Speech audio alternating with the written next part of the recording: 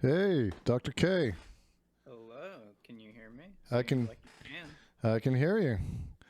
How you doing tonight? Oh, me? Delightfully, delightfully.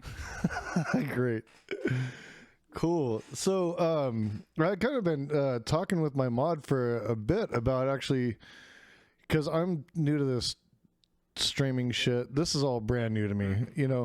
I Mm-hmm. literally went on my.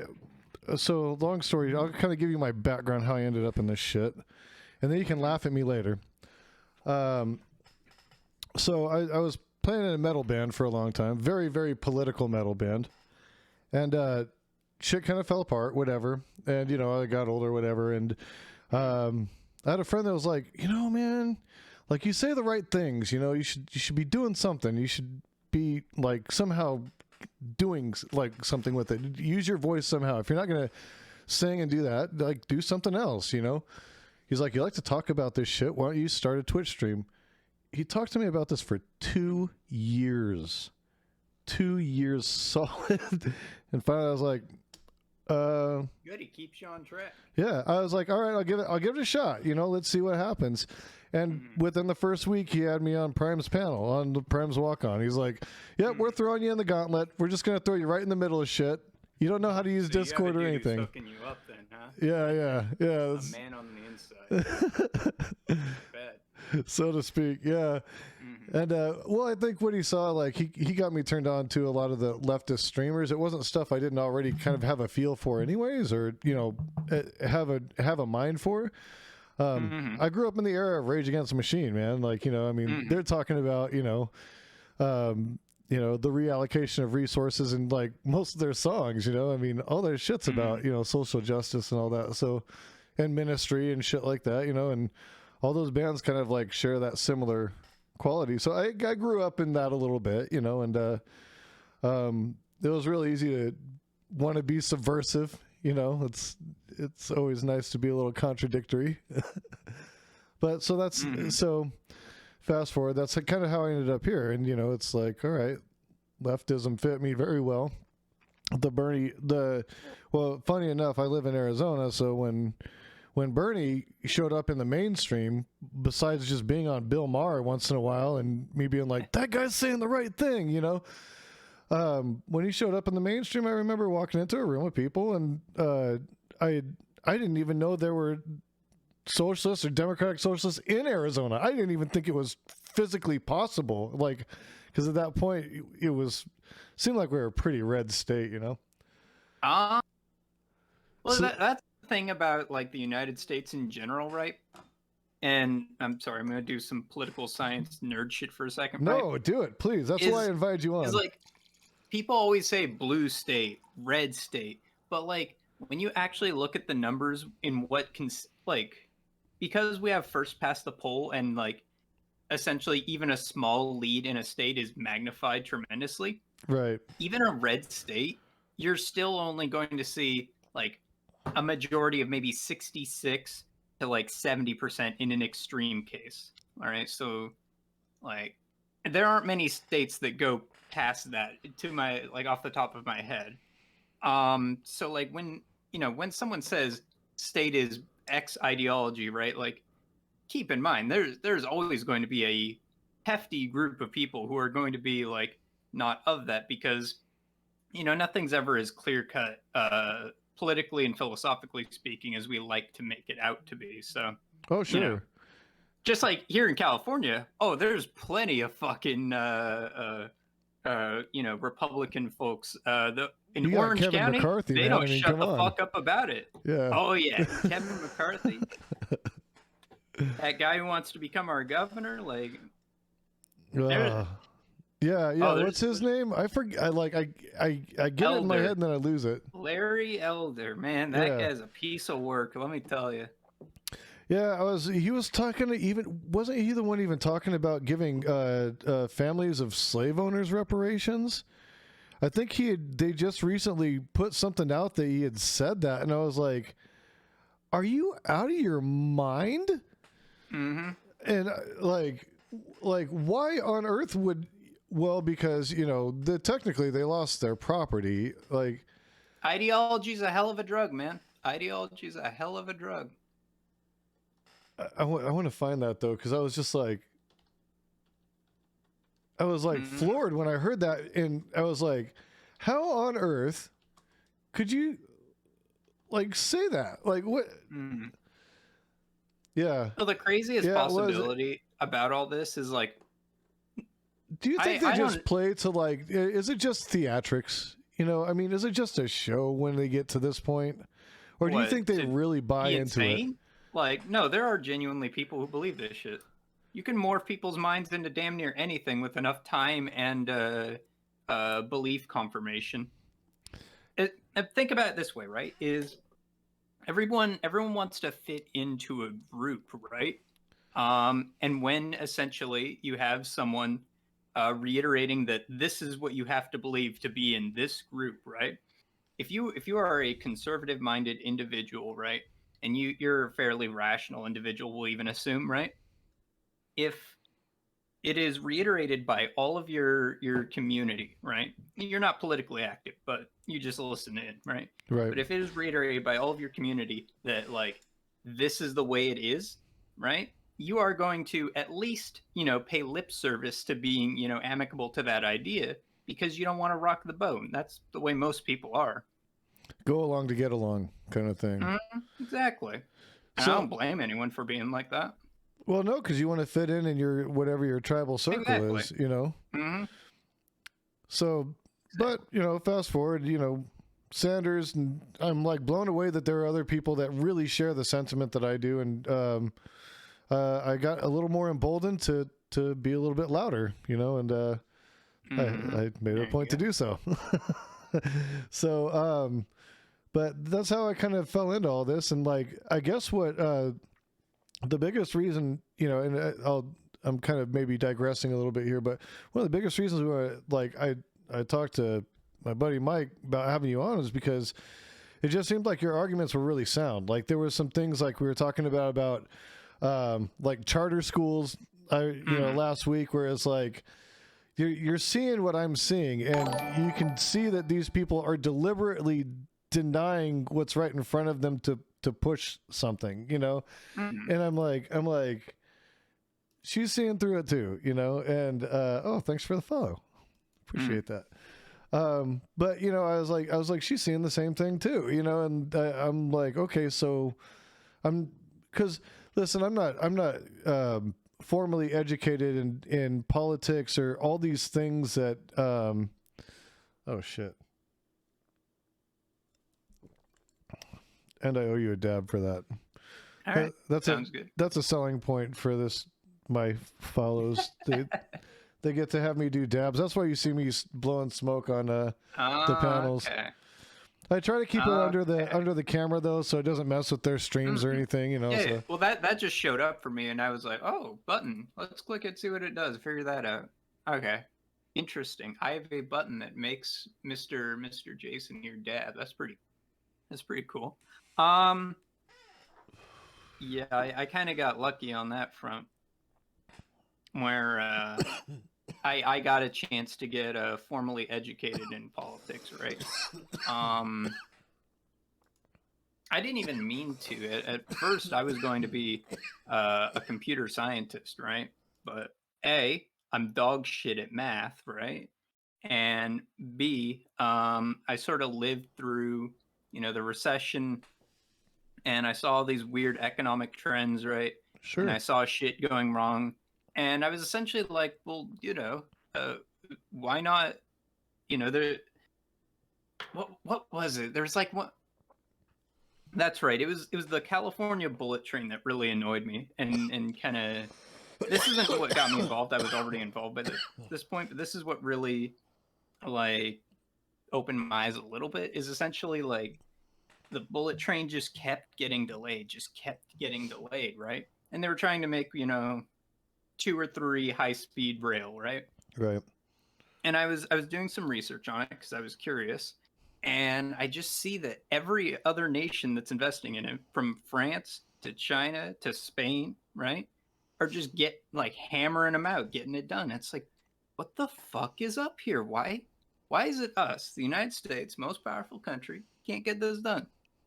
And I'm completely with you. Where Sanders was definitely a part of the political awakening of a lot of people, from middle age to youngins, right? Right, And right, I think like, that was definitely a key turning point for sort of how the younger generations of America right now sort of view and discuss political going ons.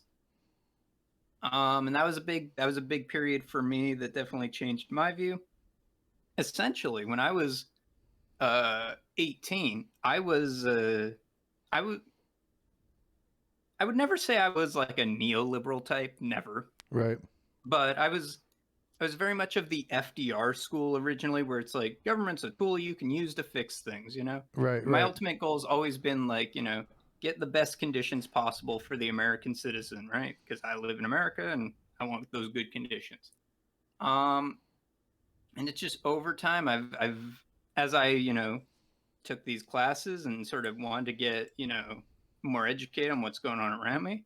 I just learned more and more about how it's like, okay, there is, it's not just like you change one policy and everything is fixed, right? Because right, institutions exist and institutions exist to reinforce themselves. Essentially, right? If you benefit under the current power structures, right, it means you're probably pretty powerful. Yeah. right, And it means that you have an incentive to keep things as they are. So essentially, right, as long as you have the people who benefit from the current power structures reinforcing those power structures, you're not going to move a whole lot on most anything. So essentially, the end goal of it, at least in my views, is to get people into power by whatever means befits the period, right? right, right. Um, whose incentive is to work for the majority of people. And how you incentivize that, there's a whole big conversation that's been spanning 400 years now in leftist and liberal theory about how to do that. And, everyone's got their own method. Right. Where do you sit on it? What's your approach? What would be your ideal approach? Uh, what, to create good incentives, essentially? Yeah. Mm-hmm. All right. So I essentially, I'm a Marxist. I sort of subscribe to the materialist view of history, right? Whatever. And when I'm looking at it, I think, all right, well, if you have as much democracy as possible, right? Let's assume people aren't necessarily rational actors, but they are self-interested actors, right? Right. People will pursue policies that are good for them. So if you are getting essentially as grassroots as possible and getting people who are sort of reflect the popular will of the communities they exist in, right? You're probably going to be getting people who are more likely to work for the benefit of those around them. So do you do? So I advocate for stuff like direct democracy, Okay. for hardline unionism, things like that mainly. Gravel type stuff. Uh, He was big into direct democracy. That was one of the yeah, no, things he was about. I agree with most, not most, but I agree with him enough that I would be more than willing to work with a guy like that. Yeah. RIP, of course. Oh yeah, yeah, Mm-hmm. yeah. I'm glad to see that they're the people that were helping him, later on are still like trying to like fuel that ideology and get it out there, because I think what they don't have near the funding, but they want to be the alternative to PragerU. And I'm like, hey, dude, if you can do it, man, all the power to you.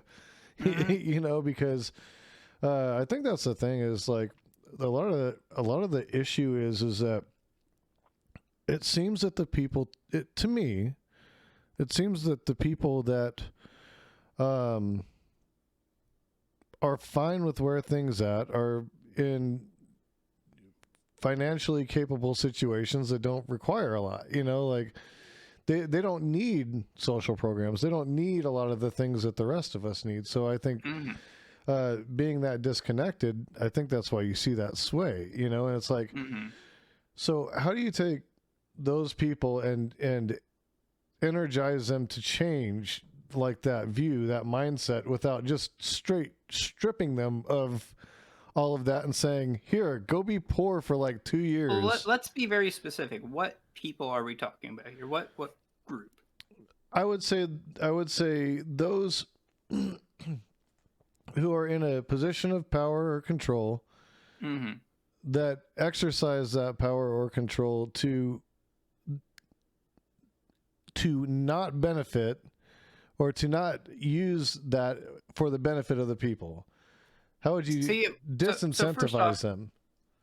Well, sir, first off, I would argue that folks like that come in multiple flavors, right? And that there are ultimately some groups that support them, right? No entity, no institution can exist without some level of popular support, right? Right.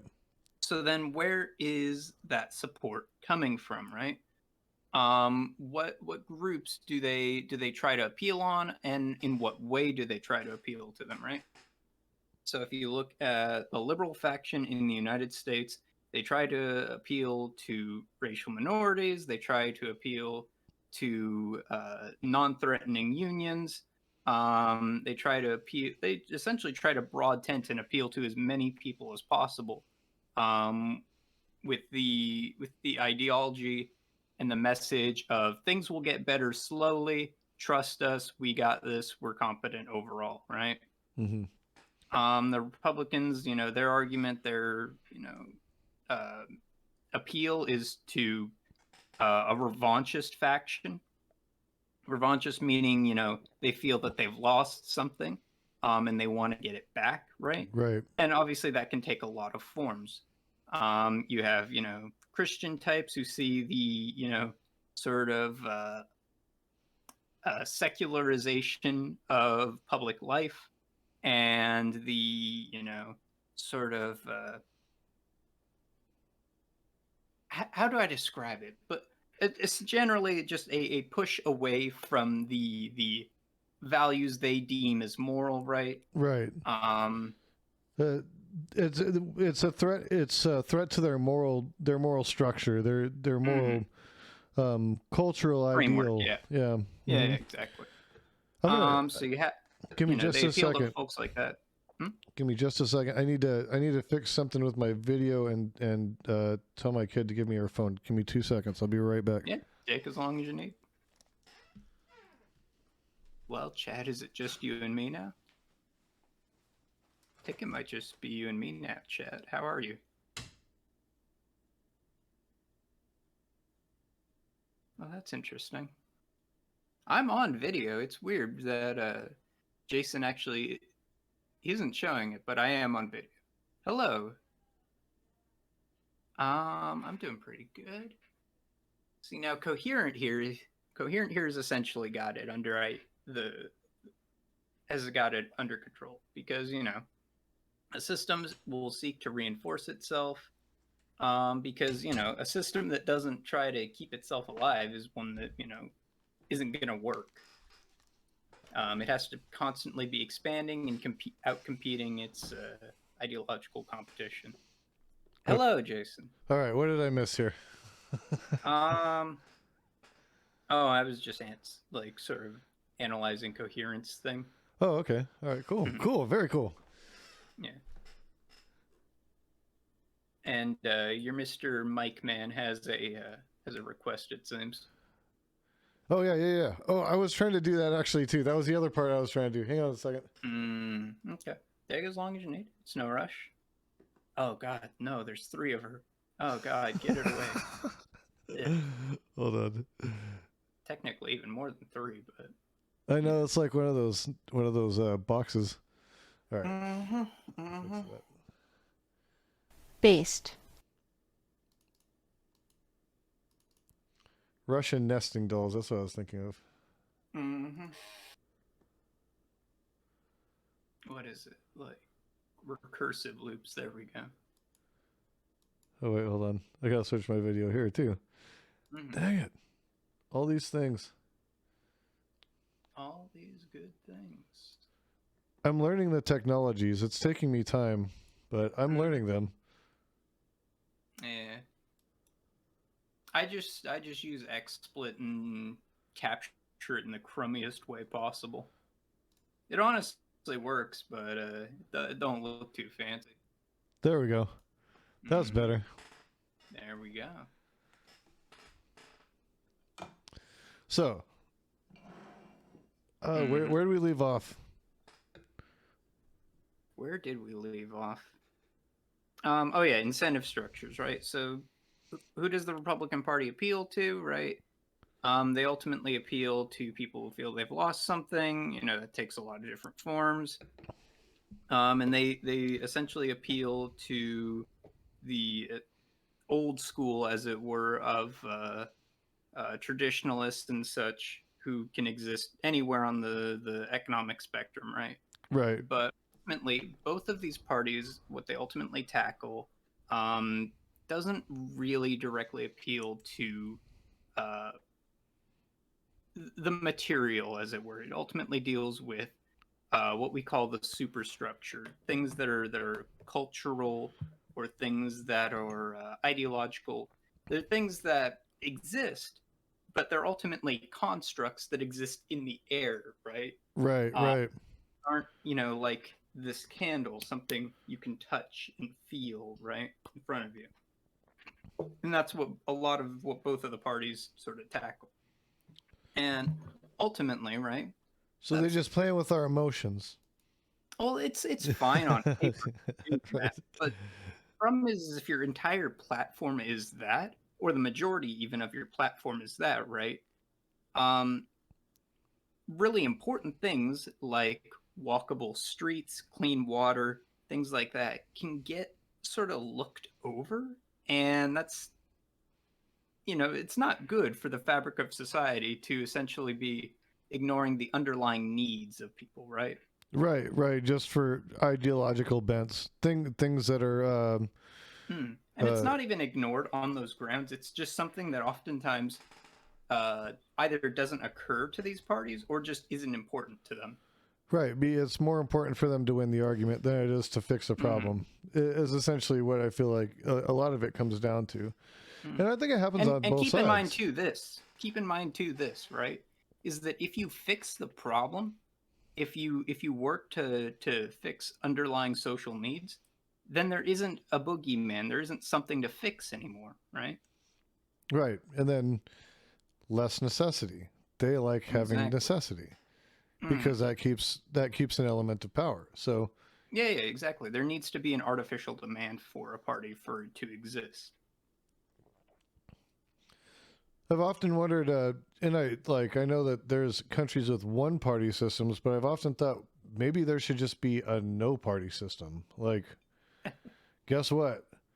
Every man for themselves, or woman, or whatever, and like you guys, just build coalitions around policies you want instead of around like a party ideology that becomes a freaking cult. Well, in theory, that's the idea of a one-party system. And keep in mind, first of all, that it's not only socialist nations that have a one-party system, whether purposeful or accidental. Mexico, for almost 40 years, had a one-party system under PRI, but that was more simply just because they had like a complete monopoly on power, right? Right.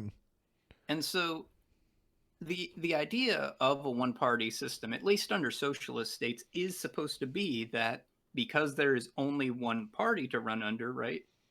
You really can't, bank on the fact of party loyalty anymore, right? You have to essentially be running against your fellow candidates on the merit of what you're, trying to get done.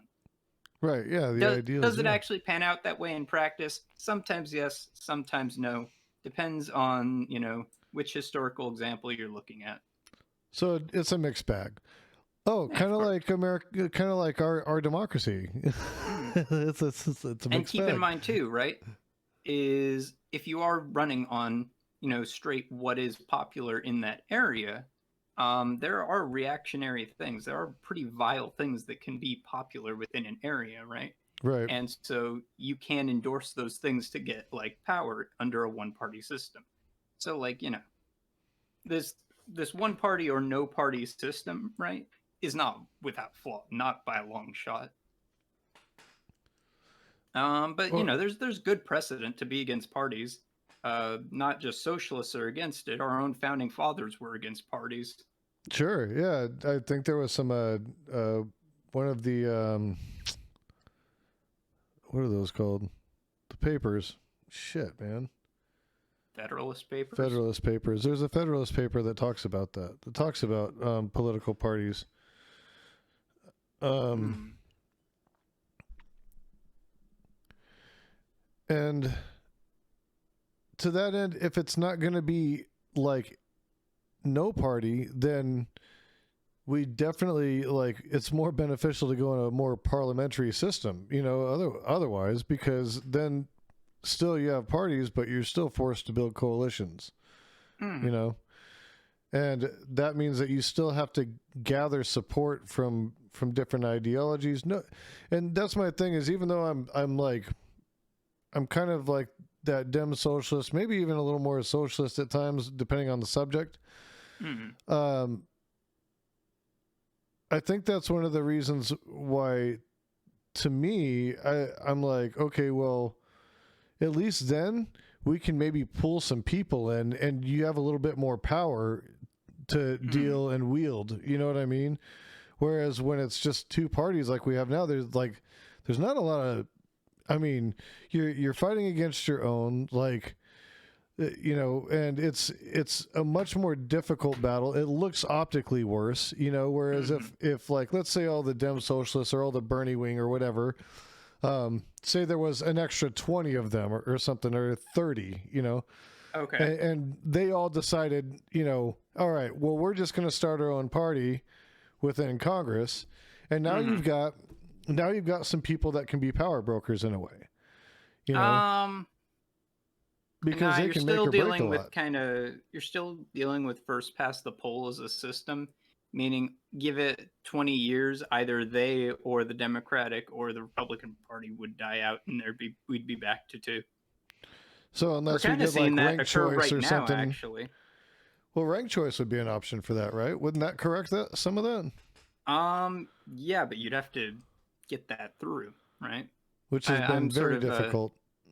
I'm well, so there has been some success at state levels. I know Maine has implemented ranked choice voting. New York just did it Um, with the mayoral election, didn't they? I think so. Yes. So like there certainly is a instances of it working at a local level, like it being implemented there. Will that sort of it could even become sort of the norm for state level elections.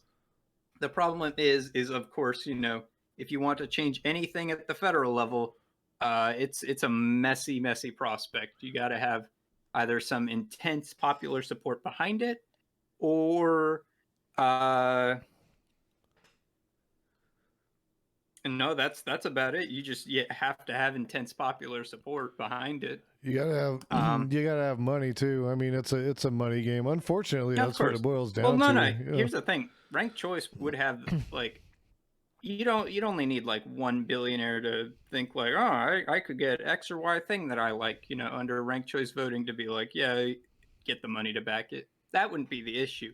The issue is getting popular support behind it, and even assuming the Democrats don't try to stop it, right? The Republicans you can already assume would be against it because anything that Republicans aren't stupid, right? They have their own think tanks, they do research, right? They understand when voter turnout is high and when there are essentially more options to get elected, right?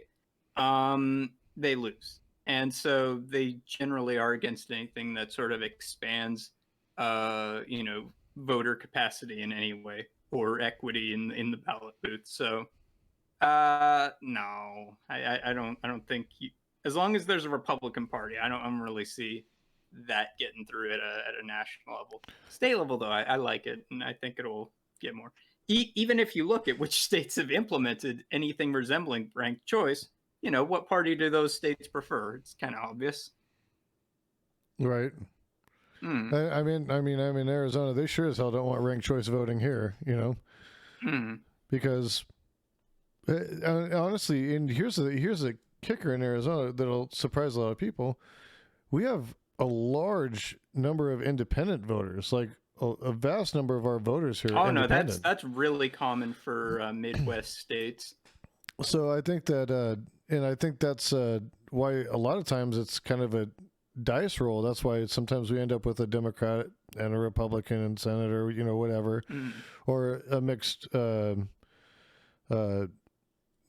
to the House, delegation to the House, things like that. And it's just, hold on, I'm getting called out in my chat for something. I don't know what the hell they're talking about. Yeah, we're reading chat. I'm just not acknowledging it. Ranked choice will never be implemented wide scale. It disrupts the status quo, true, that allows the few to rule the many. Debatable. The banks only have to make 2 donations with a 2-party system. Ranked choice, they would I don't think bank donations would be the linchpin on whether ranked choice gets passed at either a state or national level. That said, ranked choice will never be implemented at a wide scale. With the New York example, that is an implementation of it at a wide scale. Yeah, that's at a national, wide. That's a little bit a blurry a term. Wide could mean a single state like Rhode Island does it, or wide could mean the entire nation or the entire planet. To be a little more specific, I suppose.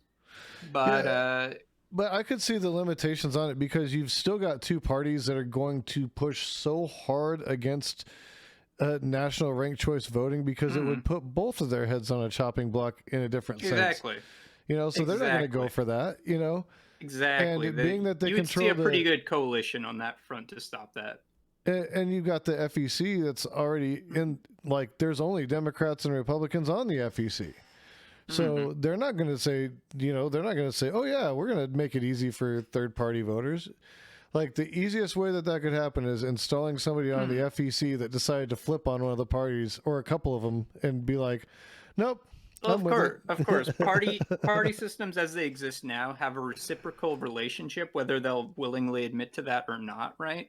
That where they can play off of each other very, very nicely, and at the end of the day, it benefits both of them to sort of keep it an insider game of the both of them. So of course they will smash down on any third party entrant to the arena. Look what they did to Ross Perot. And I don't like. Again, I don't blame anyone here. That's the very logical move to make, obviously. Right. No, I mean, you're playing your odds, and the odds are shut out the one that's got the least consensus at the moment, and don't let him build that amongst the populace, And so, even when you have somebody that's really well off, like he was, exactly. I will say this: you got a machine. Parties are a poison to a democracy. Get rid of party, like a 2-party, 3-party, 4-party system, and just like either outlaw parties altogether or have a single party. The issue is even under a single party, right? You get essentially a party-like structure in a democracy will always emerge, right? Essentially, you'll simply have factions existing within the single party, right? That's what occurs in Cuba, for instance, and in China. You have factions within the internal larger party. Right. And I could see that also being a problem because you could end up with a very dictatorial situation because of only having a single party and somebody coaxing and inflaming the idea and propaganda of party unity and national unity, and then it becomes nationalism, and then you can get that under a multi-party system very, very easily. I wouldn't necessarily make that to be the argument against a one-party state. The argument against a one-party state is that we've already gone over this. We don't need to go over it again. Yeah. No, I feel you with it though. That's interesting though. Like that's see, this is why I had Dr. K on. I get perspective. I learn shit. Never invite Dr. K on. It's a terrible idea. See, but now you got people asking questions. Let's coherent dream say it's no good banter. It's all nerd shit. Never have Dr. K on. It's fairly obvious the founders did not want the two-party mega system we have today be how our government functioned. They wanted brisk debate, many parties, a cornucopia of ideas, and let the cream float to the top, not the mega lobby donor pay to play structure of revolving doors and massive kickbacks and payoffs. I cannot agree with you more, Coherent Dreams. I think that's I think Dr. K would concur as well. Am I correct? Uh, when you say the founders, right? Remember that we're talking about, a White slave plethora of owners who didn't want to pay individuals. taxes? What's I that? said white slave owners that didn't want to pay taxes? True, true. But I will say this is keep in mind when we invoke the founders, there isn't really a truly coherent ideology you can draw from all of them. In fact, I would argue there was some founders who would be very okay with a mega party system. And keep in mind, even under the founders themselves, while they were still fucking alive, that there was quasi-party systems going on like that. What with the Federalist and Anti-Federalist that occurred, and then Right. we've The always Whigs had, and, yeah, I mean, it was basically a two-party system even anyways. It ended up being that really quick early on. Well, so for most of America's history, we were kind of a three-party system. Usually what it would be is, and this is pretty consistent throughout American history, is there will be two mainstay parties and then one kind of interesting third one that can really vary a lot in ideology, form, function. Well, because I remember when it was first the green bill, and I mean, I'm only talking about since I've been of voting age, but for me, my generation, like the first one that I remember being big, like as a third party, was the Green Party, and then the Libertarians blew up. I mean, the Libertarians, I remember hearing about them, but I didn't really like know about them. Like the Green Party seemed to be the bigger one. And then Koch, I guess, they gave a lot of money to the Libertarian Party or helped build it out, and then the Libertarian Party blew up, so. But yeah, always have that little bit of the opposition party. Yeah, it's always much like Renaissance art, right? Third parties in America have to have a wealthy patron to sort of be functional to some extent, and that does not necessarily even mean that it's one patron or it's a coherent group of patrons, but you need patrons, as any party would, to be functional, right? And it's always interesting with the third-party ones because you get very eclectic financial sources backing them. But yeah, they're like throughout our history, we've had a plethora of kind of interesting sort of the unspoken third parties, right? You've had the Whigs, you've had the Bull Mooses, you've had the Socialist Party of America, Greens, Libertarians, like all that sort of stuff. right. They're always there. They vary in power. Sometimes they, will be essentially just sort of the Washington Generals, where they're just there to get, fucking dunked on by the other two. And other times, most interestingly, at least from my perspective, the Socialist Party of America, right? They'll be a viable party. That'll have like some governors, some senators, shit like that. Mm-hmm. I think a lot of times how I viewed them is like a really intense outside pressure groups that could move policy from the outside. Mm-hmm. They can put up enough. They'll get people locally elected, which kind of makes some movement and shows there's some steed behind what they're doing. Like they've got some. Mm-hmm. They've got a little bit of muscle there in certain areas, and they can have strongholds where maybe, a Democrat or Republican really wants some control. And then through that, they can kind of influence some policy and things that end up bleeding up through their senators and things like that. I could definitely see that. Yeah. But yeah, that, parties are parties, and we have to deal with them for now. And the best way to deal with them is just, you have three options, really. You have start building your own, you have subvert them, and you have create power structures parallel to them. Right. So we've got to take a lot of different avenues to get the shit we want, basically. Mm. And it's good that we have other, like, all these people moving in different directions as long as our aim is on Well, similar course. I mean, well, this is what I ascribe to anyone who will kind of like hear me out. Is essentially right. The ideologies of the two parties. They're both big tent parties, right? You know what a big tent is. oh yeah. Mm-hmm. But what they big tent is very, very different, right? Because the Republican Party, as it stands right now, is a big tent of moderate to far right, right? Right. There's no non-right wing ideology in that big tent. The Democrats go from very soft right to almost like far left.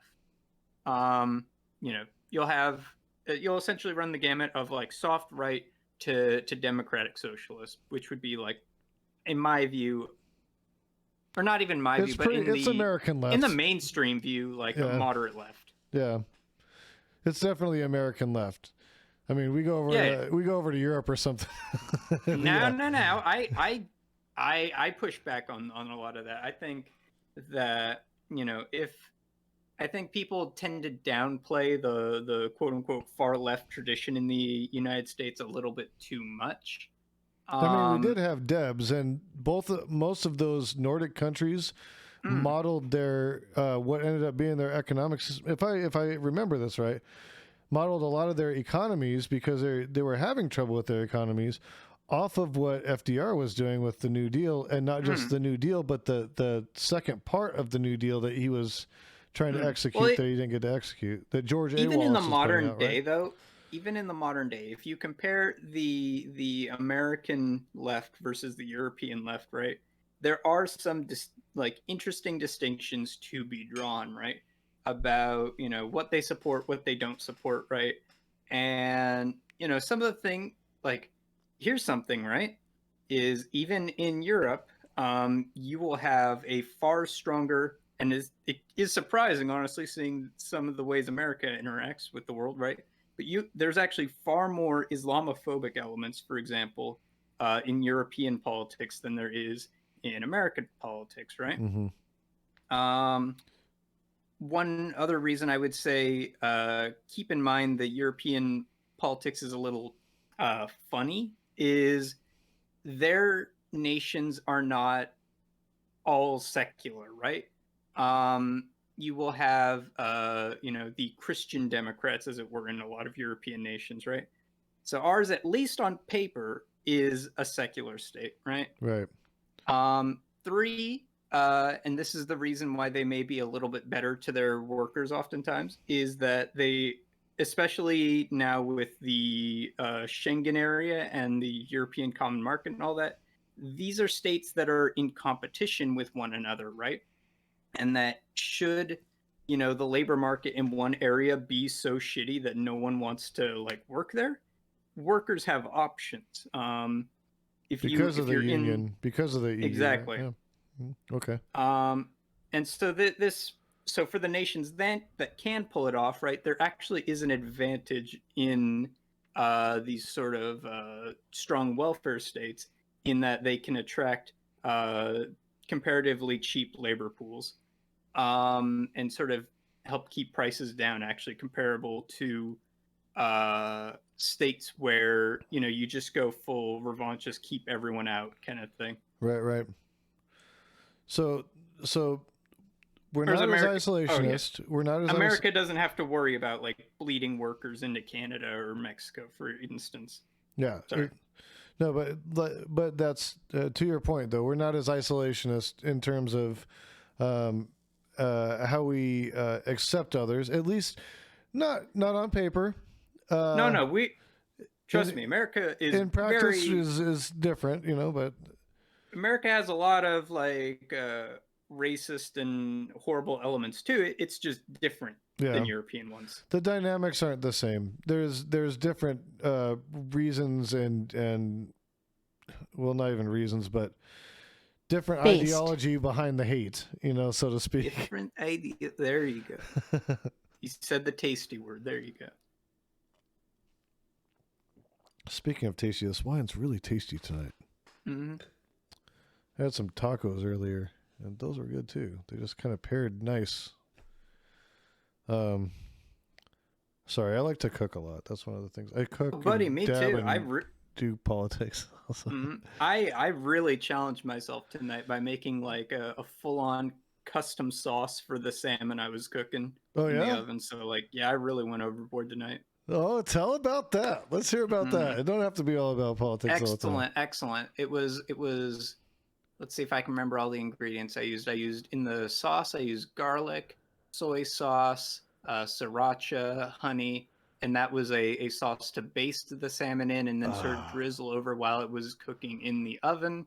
And then you also did a salt and a seasoned salt and seasoned pepper rub after you dried the salmon out with the paper towels. So you dried them out, put the rub on, basted them, then you put them in the oven, then you baste them again while they're in the oven, and then you pull it out. It's a lot of work, but it got fucking accolades tonight. So apparently something there worked. That's what happens. That's when all the magic comes together, Dr. K. That's when all the magic comes together, you know. Listen, since we were just talking about like racism and shit like that, here is one thing that is true about the Italian ethnicity. All of them can cook, myself included, right? Even Italian Americans, right? They are guaranteed going to be some of the best fucking cooks you can find. Always. So Mike's got a new name for you. Mike says you're now Chef Dr. K. Well, wouldn't that just be Chef K? It's at your discretion. Yeah, don't fucking like it. Don't pile on the titles too heavy. You start to sound like a douchebag. Not like Dr. K, which is humble and very cool. I do like the Dr. K. It's nice. It's very nice. Keep in mind, when anyone asks, I have to reaffirm this. 1, I do not have a doctorate. I do not have a doctorate. Okay? All right, guys. You heard it first from Dr. K. She does not have a doctorate. Exactly. However, she's super intelligent. I am well-educated. Yeah, I am well-educated, just not on a doctorate. $100 billion. Sorry, some of those things trigger, and like I hear them in my headset, and I don't know if you guys hear them, but I hear them. I'm like, no. I'm like, oh, okay. Anyways, no, that was the whole thing. It's like you came across so educated in those panels. That's exactly why, because I knew if I got to sit down with you and pick your brain for a little bit, we'd get into some shit. You know, sure, it wouldn't take much. And you're actually you're now only the third person I've ever like done like one-on-ones with. I did one with I did one with CTV. I did like a 2-hour like what was it? Mike, was it 2 hours or 3 hours with CTV? Now you talk about like brutal. I went through 2 bottles of wine talking to him, and I like countless dabs, and I was doing them just to get through the conversation. Oh, it was 3 hours. It was 3 hours. No comment from me. No comment. Oh, you know the thing is like the interesting thing about that guy is I really vehemently disagree with him on almost everything. Yeah, myself included. But he does have a way about him where he can be kind of like a human about the disagreement. He's not a total dick. Shit, he has basic empathy skills. Fuck. We gotta suck his dick now. No. That's not... That's... Hey, but I've talked to a lot of people on the right that have no empathy at all. They are seriously no fucks given. They're like, you know exactly. what? I don't give a shit about my neighbor. Yeah, exactly. In the land of the blind, the one-eyed man is king, right? In the land of the empathetic, someone who has like kindergarten levels of empathy, right, is fucking king there. This is why true. I said no comment. Nope. No more words from me. Sorry, Mr. Police Officer. I didn't see anything.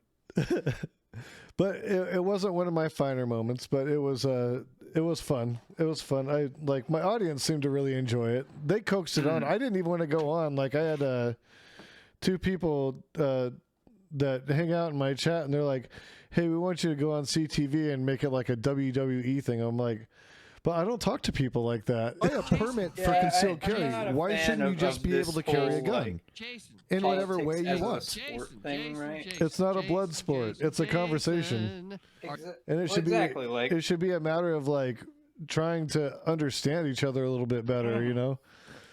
And yeah, I'm not. I don't know that I'm in. Like, I see some of the Twitch politics drama where people will keep rehashing like the things like someone's house. I'm not going to say who. Somebody's house or somebody else's for bullshit. me- You know, and it's like, dude, can we talk about the issues? You know. Well, to me, right? I think of it this way, right? And I get there is some value to be making this entertainment. That's why I'm not a fucking stick in the mud when I do this, and I try at least the very basics to be kind of fun to listen to, right? Right. Is that the realm of sport and entertainment is generally best left to things that do not have real world implications. To comment on it, to like, be reflective of current issues, fine. But like, if we are directly discussing it, right? If we're doing a one-on-one, right? We have to realize that we are taking sort of a responsibility in our hands to be speaking about this in a mature, respectful, and intelligent manner. Right.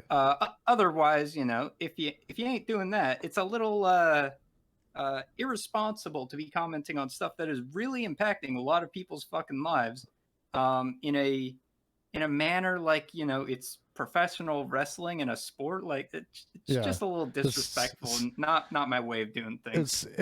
And the funny thing is like, I surprisingly, and as painful as it may have sounded, like, surprisingly, the conversation wasn't totally bad, and I nobody went at each other like WrestleMania. It just wasn't like that, because I realized that people that are intelligent enough to have those conversations will have the conversation. Even if they disagree with you, they'll have the conversation on that level and not turn it into something like that. No, not to say that he can't be bombastic, or all of us can't, because I know sometimes, like, especially in the panels, I can get loud or whatever, but. And I know you can't too. You're funny as shit, man. You are so funny. When I see you in the panels with Dr. K, I'm like, yeah, of course. It's all the autism, honestly. The fact is I can't keep a thought coherent for 1 second, so I gotta twist it around in a way that I can remember it. Not to even mention everyone else remembering it, right? There has to be a funny mnemonic or something a little bantery about it. But yes, coherent. I like what you said. Sadly, politics is an entertainment hybrid, at least on this platform, right? When someone is talking at a fourth grade level, how much political exactly that's true. Another thing about treating it like a fucking sport or entertainment is that you lose all of the fucking nuance, right? This is genuinely, to this day, one of the things that has pissed me off most on this platform, right? And I'm not going to say the streamer's name, but everyone will probably know who it is, right? But essentially, they were speaking to Professor Richard Wolff, right? And Wolff was taking a long time to get to his point because it was something that required a lot of nuance to really, fully grasp, right? And like, people were disregarding what he was saying on the fact that he was like taking a long time to say it. And it's like, you have to understand everything behind it before you can understand, like, the end result. Like, there's exactly. it's more than just have a long enough attention span, right? So that you can fully grasp the concept, so we can have an educated conversation on the matter, rather than simply, going for whatever's the most clickbaity, and appeals to our first reaction, so we can be as reactionary. Wait a minute, are we on to something here? Are we on? Is there some sort of interplay between reacting on our most basic first impulse thought and like being oh my God, there might be. Fuck. Oh, the ad man cometh. Yeah, so like, read books, have a, really think about something before you commented on it. And for fuck's sake, right? If you don't have some basic level of education on a topic, keep in mind, and this is to anyone who ever wants to go on any panel ever, right? Is if you don't know what you're talking about, you don't actually have to comment on it. Nobody's holding a gun to you. You don't. Yep. If you don't understand, right? I hopped off a panel the other night. I hopped off a panel the other night for that very reason. And Exactly. it's funny. I was on there and they started talking about getting rid of the suburbs, and I'm like, never really thought about it. I live in the suburbs. I live in the suburbs because I can't afford to live in the city, and Exactly. and I'm like, I kind of get where you guys are coming from, but I don't have a strong enough opinion on it. And then Joe Lewis started going into some shit, and he laid out some stuff where I was just sitting there. I was sitting there on the panel, like just nodding my head, like, okay, Joe, like, I agree. No, I agree. I agree. respect Joe. He's a very well educated gentleman and a delight to talk to. Anytime I get to talk to Joe is a good time to me. But I even told him on his because I was watching his stream the next day. I even told him, I was like, dude, I just hopped off the panel because I was like, well, I agree with Joe. Like, what was I going to add to the conversation at that point, So I was like, and that's fine because I wouldn't have been able to articulate it as well as he did. And it's like, if you know your stuff on something, I'm just going to back off and say, go for it, like. Exactly. That's another reason why if you don't know about a topic, right, don't comment on it, is because whatever side of whatever debate, right, quote unquote, that you fall on for a topic, if you don't know about it and you try to comment on it, you are going to make whatever side you are trying to push for look fucking like dog shit because you don't know how to articulate like nuanced and well varied points on what you're trying to discuss. Yeah. I was getting... Someone like Dr. K is going to come in and fucking clown on you for half an hour. Yeah. And you don't want that. You don't. Like, no comment. I don't know who Lance is. I didn't snicker when I heard that name. I don't know who Lance is. I don't know who Lance is either. Who's Lance? Sorry, Mr. Officer. Never heard of him. Oh man. There's a Problematic Pan. He's another one, man. When I hear him in debates, the only reason why, like, sometimes I'm like, that's another person I've never heard of. No idea. He's a redhead guy, the spiky redhead guy. Oh yeah, the stupid fuck. Okay. Yeah.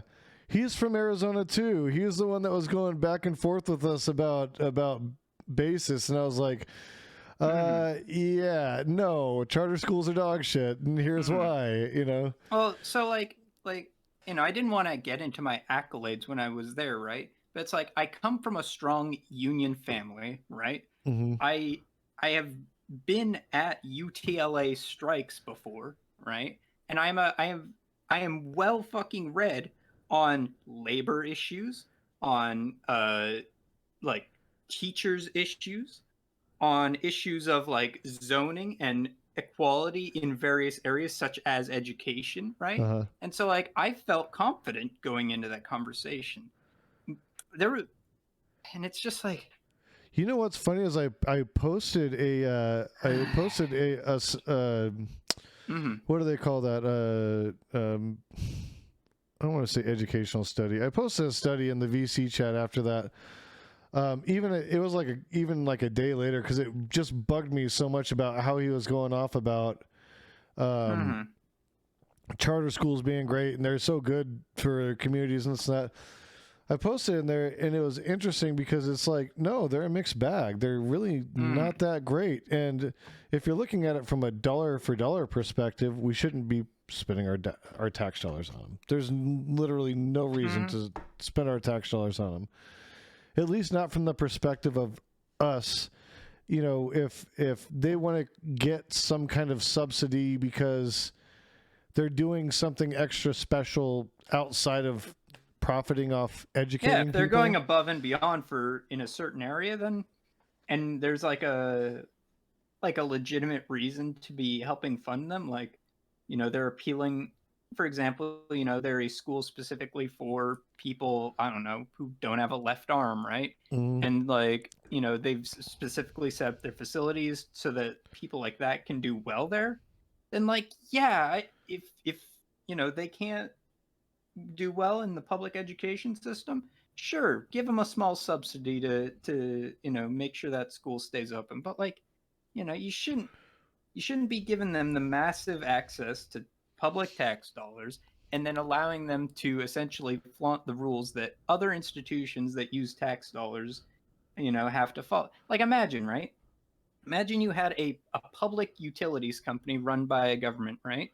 And then there was this private utilities company that also got your fucking tax dollars, but didn't have to follow any of the safety or infrastructural rules that the public company had to. yeah. I am shocked every day that people are like, how the fuck is this not So my averse Oh, reaction God. to charter schools comes from a very specific reason. I was an honors student almost all the way through school, and my last 2 years of school, and I'm very open about it. I got really heavy into drugs and shit, and I fell off, and ended up not going to class, not doing the shit I was supposed to do, and I screwed up. So I ended up at this charter school, and you did describe the Texas power grid. You absolutely did. Was that on purpose? I'll never tell. Tee. But so I ended up at this charter school, right? I busted my ass for like a year and a half. I did extra credits, went to school in summer, did all the things, right? I said, I want to go graduate at my high school, at my high school. I go back there and I walk in, I talk to the guidance counselors, I'm sitting down, I'm so excited. I'm like, okay, I'll be able to do my last semester here. I'll get through it. I've taken care of my shit. I'm doing right.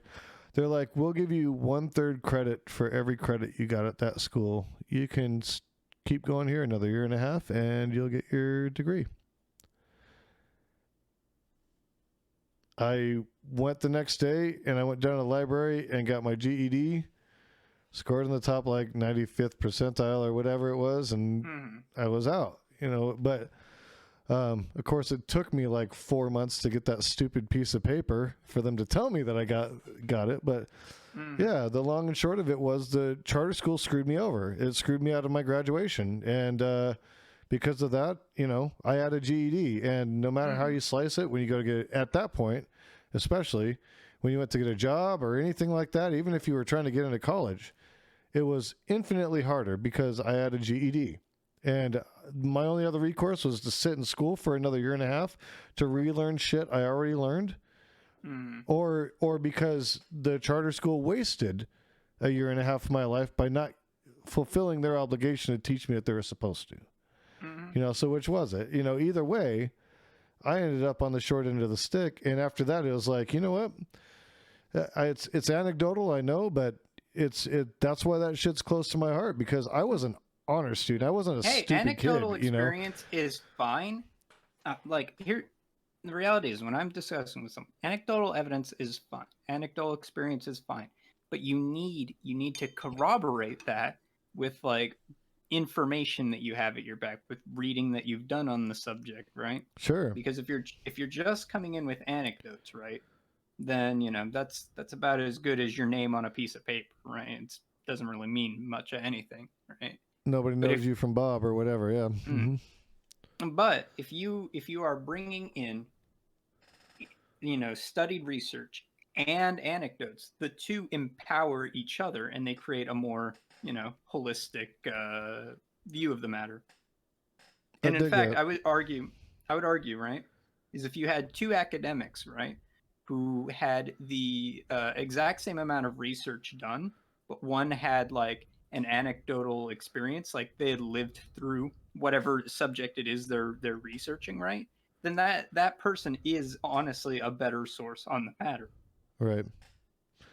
Yeah. It's just I wish I would have This had is- more of that stuff at my disposal at that moment, because I was like racing. I was like, dude, I've read these articles before. I had like, and it's like I hopped on late at night. If I would have known they were going to that, I would have had stuff at the ready for sure, because it's a big subject in Arizona. It's because we're a testing ground for charter Big schools. subject in Cali, yeah.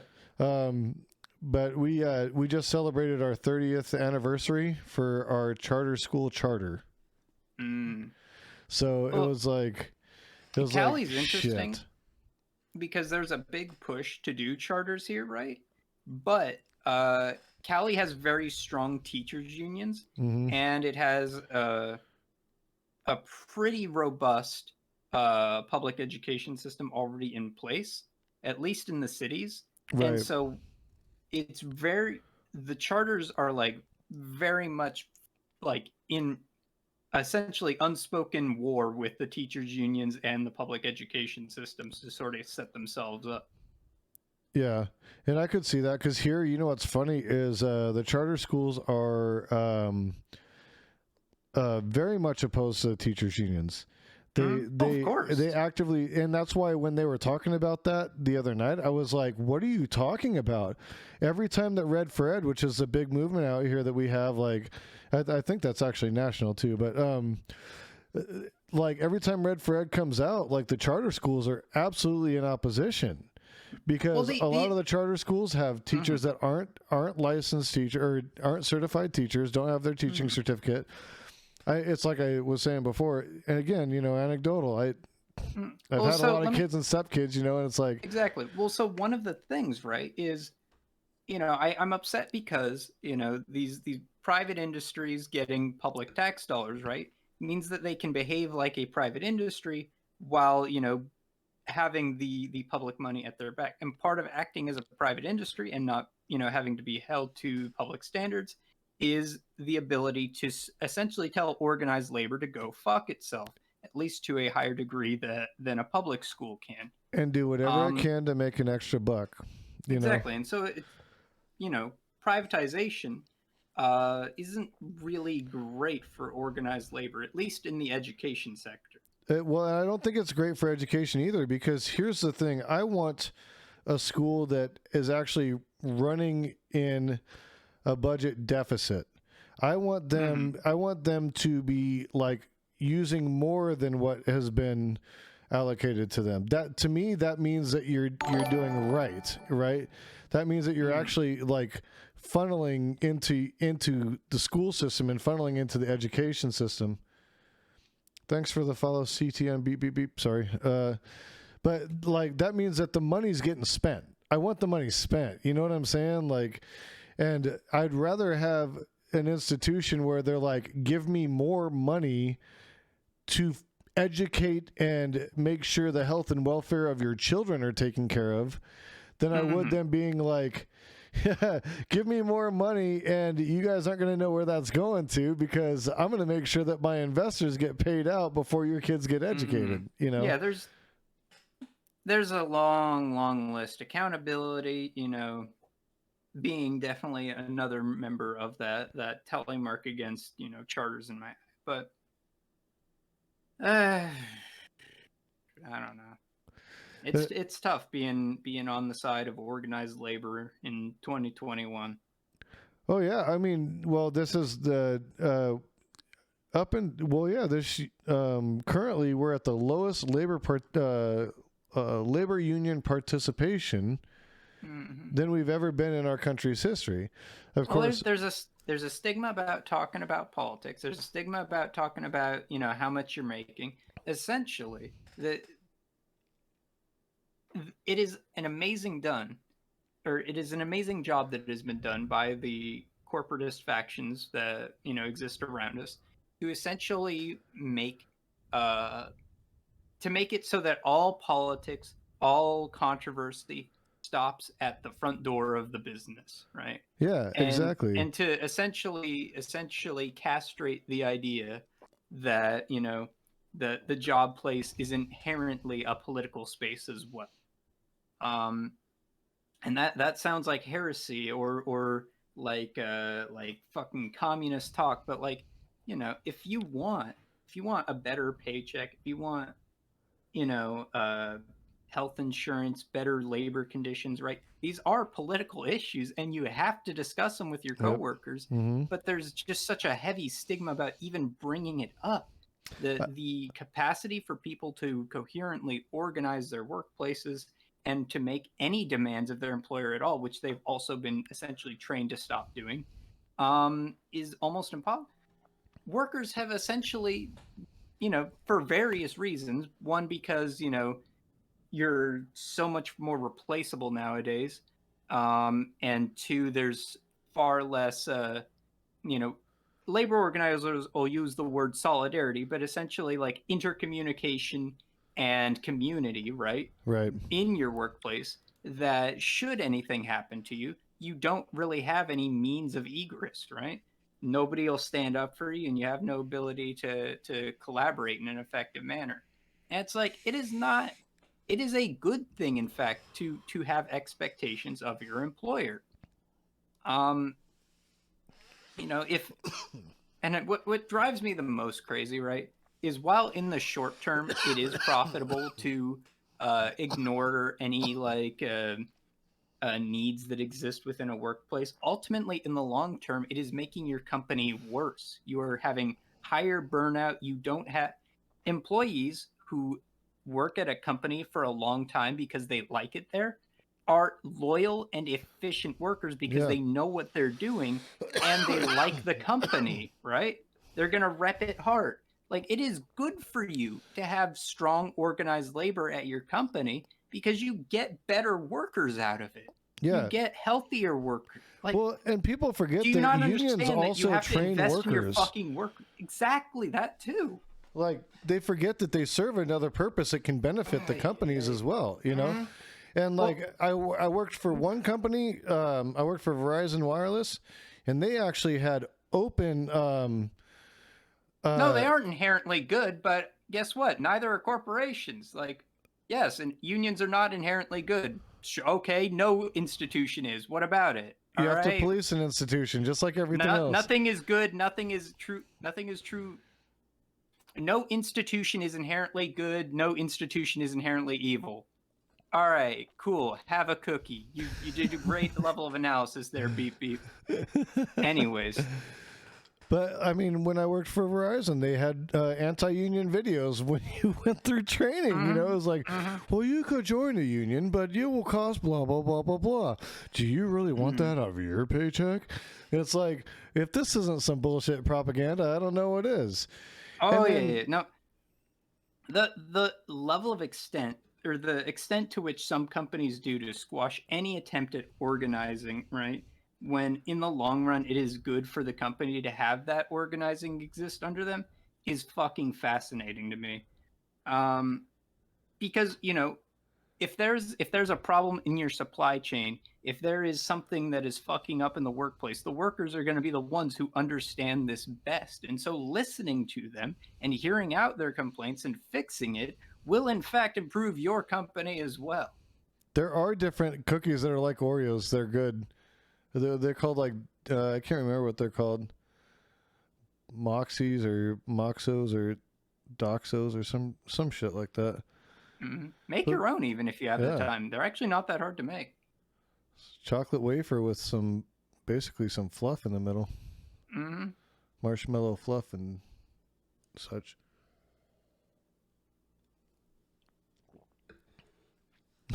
Be careful, you might lose your Twitter verified status. Did you hear about that with Danny DeVito? He advocated for the Nabisco strike, and then loses his verified status. Listen, what the hell, dude? I already respected Mr. DeVito quite a bit, man. What a fucking listen. If someone wants me to say what good has America produced, that is a man I will point to and say, could any other fucking country produce something so wonderful as that? No. He is a rare human being. Genuine national treasure. He Genuine is. He's national awesome. I absolutely love Danny DeVito, man. I mean, I loved his movies before, but then when he came out for Bernie, I was like, what? And then when he like did that shit and he was like marching with the workers and shit, I'm like, this dude is live, dude. He's not bullshit. Not only, he's about it, dude. He's on the right side of history, and on top of that, he's really fucking funny and Always Sunny, man. Oh, he's I great love in his that. bits. He is so good. He is so good. There are a show. few things that put a smile on my face, Frank. like couch birth. It's like, where's Frank? And he just fucking crawls. I wanted to be pure. Oh, delightful. He's awesome. He's so good. No, but it's the fucking Chinese social credit system that's dystopian. All right, let's see. Oh, this is a Volatex. So let's go through this, buddy. All right. I knew you'd be the one to come in. Help me with the trolls. Unions are actually quite destructive and self-interested. Yes, every institution is self-interested. Destructive is a matter of point of view. Anyways, engineers don't need unions because they are no fungible. Institutions do not just need you. I don't even know what you're saying there. Engineers don't need unions because they are no fungible. Not fungible? Not every yes, every institution is self-interested. If it's not a self-interested institution, guess what? It's gonna it's gonna fall apart pretty fucking fast. The whole purpose of an institution is to build itself up and do what it's supposed to do. If it's not self-interested, it's not going to function. It might get a little dark for a moment when I say this, but that's like saying not every human wants to keep themselves alive. Yeah, okay, yes, there are some humans like that. They don't last very long. Yeah, it's not good for that situation to be occurring. And that's usually because there's dysfunction. Exactly. That is a break from the norm in which most humans and most institutions want to keep themselves going. Anyways, we have a lack of commercial pilots due to unions. Okay, but let's analyze that, right? Is that because they're stopping people from being commercial pilots because they aren't, meeting the skill set necessary? Or is that because like they're playing insider baseball? Could be one, could be the other. Without actual more context, that's not necessarily a stopping point or a counter argument. And unions generally do not make decisions that are good for corporations. It's not their job to make good decisions for corporations. There are especially certain jobs that do not need unions. Every job that is not a owner or a manager does in fact need a union. However, the ones that do impact big industries, you would rather not have them there. That's what I was going to say. Okay, so you are wrong. Excellent. Thank you, sir, for showing your ass live on television. In my job in PE, we are clearly interested in other companies, not really for our own interests. Also, healthcare, government, and public welfare institutions are not self-interested. That is actually not true. Public welfare, healthcare, and government institutions are in fact self-interested. Self-interested does not necessarily mean like profit-driven or anything. It just means they want to expand their own powers and keep themselves in existence, right? If you work for Social Security, or if you are the guy who runs Medicare, right? You are going to think those institutions are very important and try and propagate them and make them bigger, because it's like you have a huge investment, both emotionally, intellectually, and like you understand what your institution does. So yes, of course you're invested in it. Yes, every institution is self-interested. Every single one is. Yes, and I will agree 100%. If a government institution that helps people is not self-interested, they will not be able to continue to help people. The whole point of those institutions is to be self-interested, to gather more money from the government or whomever, so that they can continue to perpetuate the will that they're trying to give to people in need. for example, here is an example of an institution that for a while was not self-interested. That would be like, by the way, if an institution is not self-interested, it is poisoning itself. An example is when Mr. Trump put a new guy in charge of the post office, right? And that man set Louis about DeJoy, yep. disassembling the services of said post office. That is what a self-interested institution will do, is it will try to break itself down. Because, like, if it's not self-interested, it's like, what are we even doing here? And do you really want your postal service to break itself down? That's what Betsy DeVos was doing with the Department of Education. Same thing. The Yugoslavian government, for example. She was, doing everything she could to basically tear apart the Department of Education. She was trying to root it out. She was trying to defund shit. She was preventing them from forgiving loans that they were supposed to be forgiving. She was trying to get them to neglect their duties. Okay, it's like fucking Peter Pan's magic. And it was falling apart. And it's like, that's what is falling apart, What is self-interest? Self-interest refers to the action that He's just quoting Adam Smith. Benefits. Oh my God. Yeah. I know. I'm going to grab my wine real quick. I'll be right back. Adam Smith, the father of modern economics, explains that the best economic benefit for all can usually be accomplished when individuals act in their own self-interest, right? But individuals and institutions, right, are not mutually exclusive ideas. What I'm saying is, oh man, do I need to bust out the degree? Do I need to bust, beep, do I need to bust out the fucking degree? Anyways, clearly you know nothing, Jon Snow. Yeah, okay. It's hard when you talk to trolls. These guys are going to drop in. Let me expand. Well, yeah, but let me expand Adam Smith's definition, right? Because Adam Smith says we are ultimately better off when all individuals act in their own self-interest. That is not necessarily true. First of all, imagine, and this is a very classic example. Imagine you have a lake, right, with a finite amount of fish. Every fisherman will want to catch as many fish as possible because that's in their own self-interest. And what they do is they overfish the lake to the point where there's no fucking fish in it, and they all fucking lose their ability to, like, keep themselves going. Yeah, they have to eventually work together. Otherwise, nobody's going to have freaking fish. Exactly.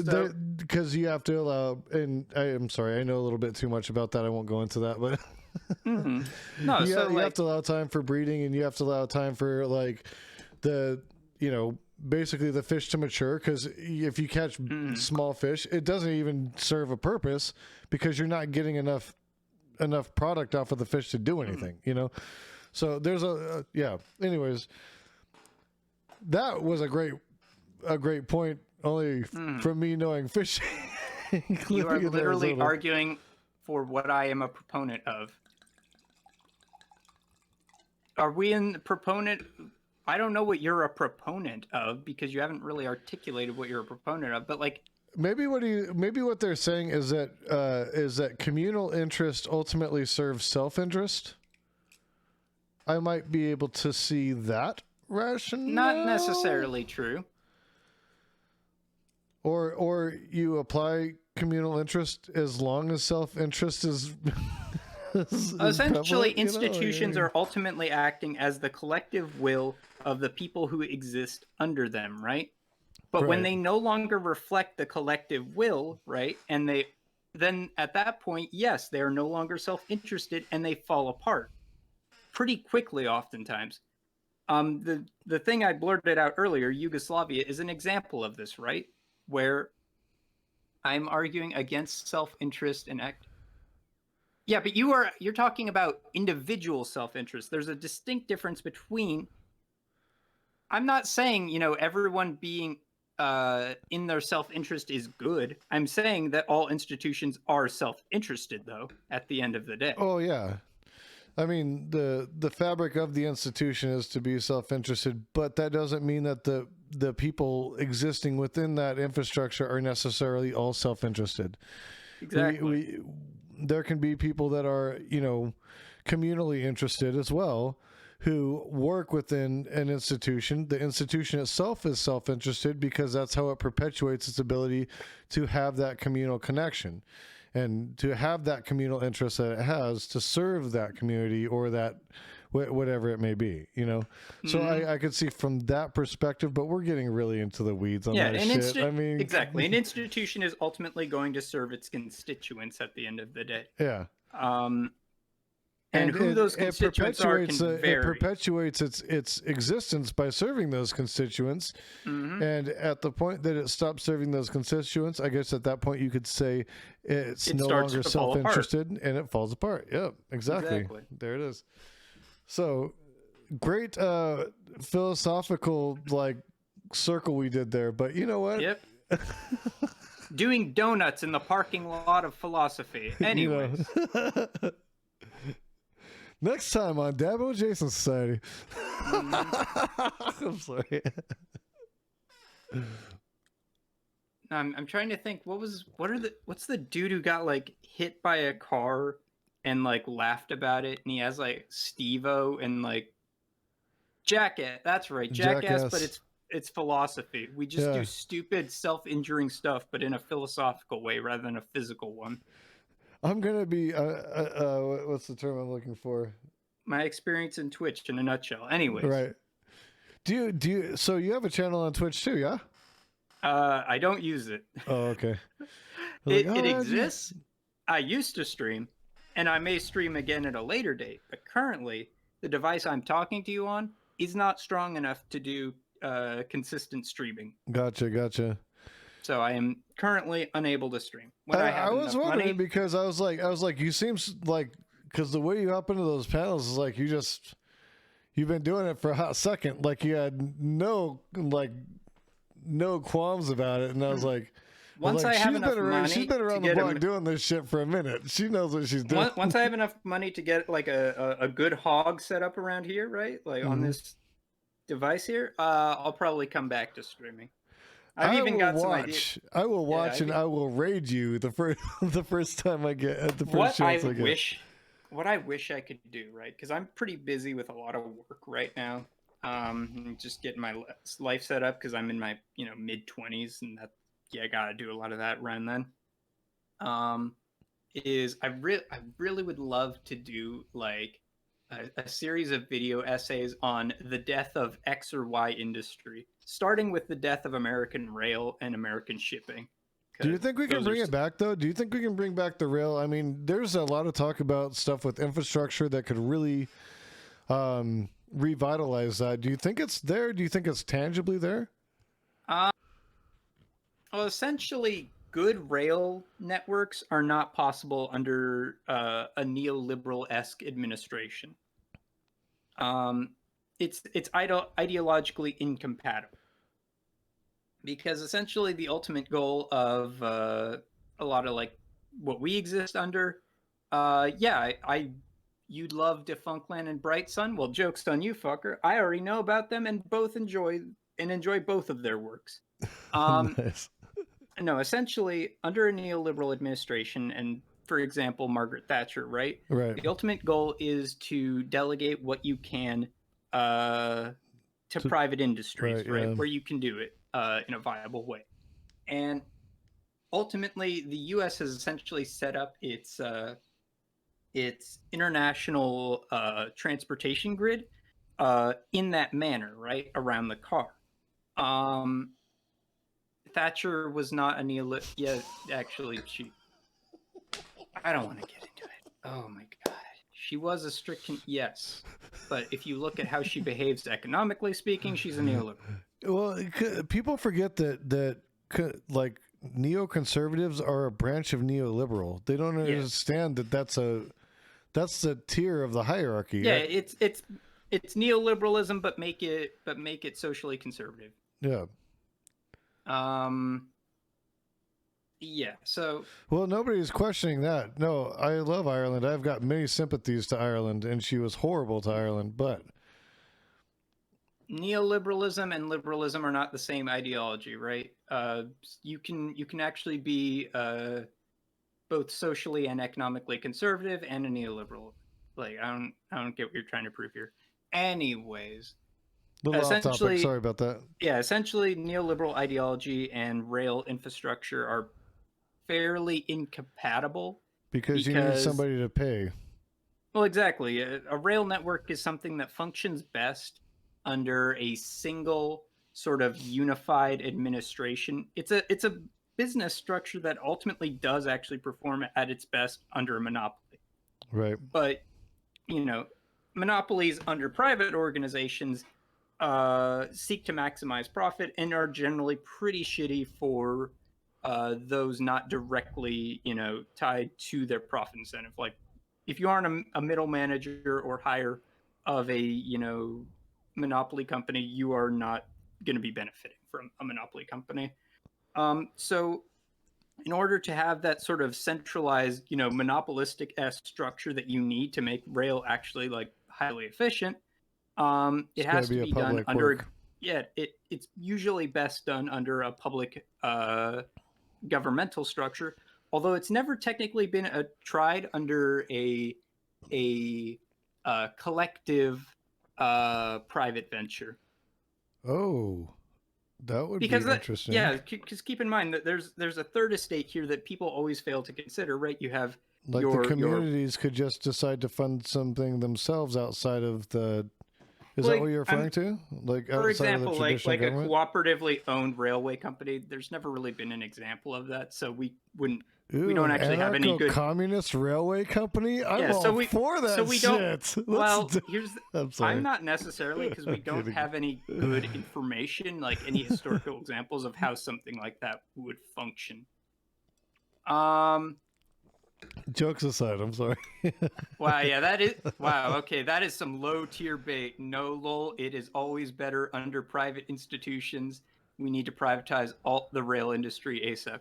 Tell the fucking British that, because every time they try to privatize it, they end up having to republicly own it again in fucking 5 years because it's too dog shit to function. Anyways. So where can we donate to get you up and running so that you will start streaming again? Like, you need to set up a dono or something. I will put that shit up, dude. Yeah, hey, I do. Dr. K, you're awesome. We got to do this. I want you up and running, and I want to do our. Hey, if you go to my Twitch pages, I have a little tab called Chipping In, and there is a dono page there that links to the PayPal. Mike said, GoFundMe.com/help Dr. K, please. Yeah.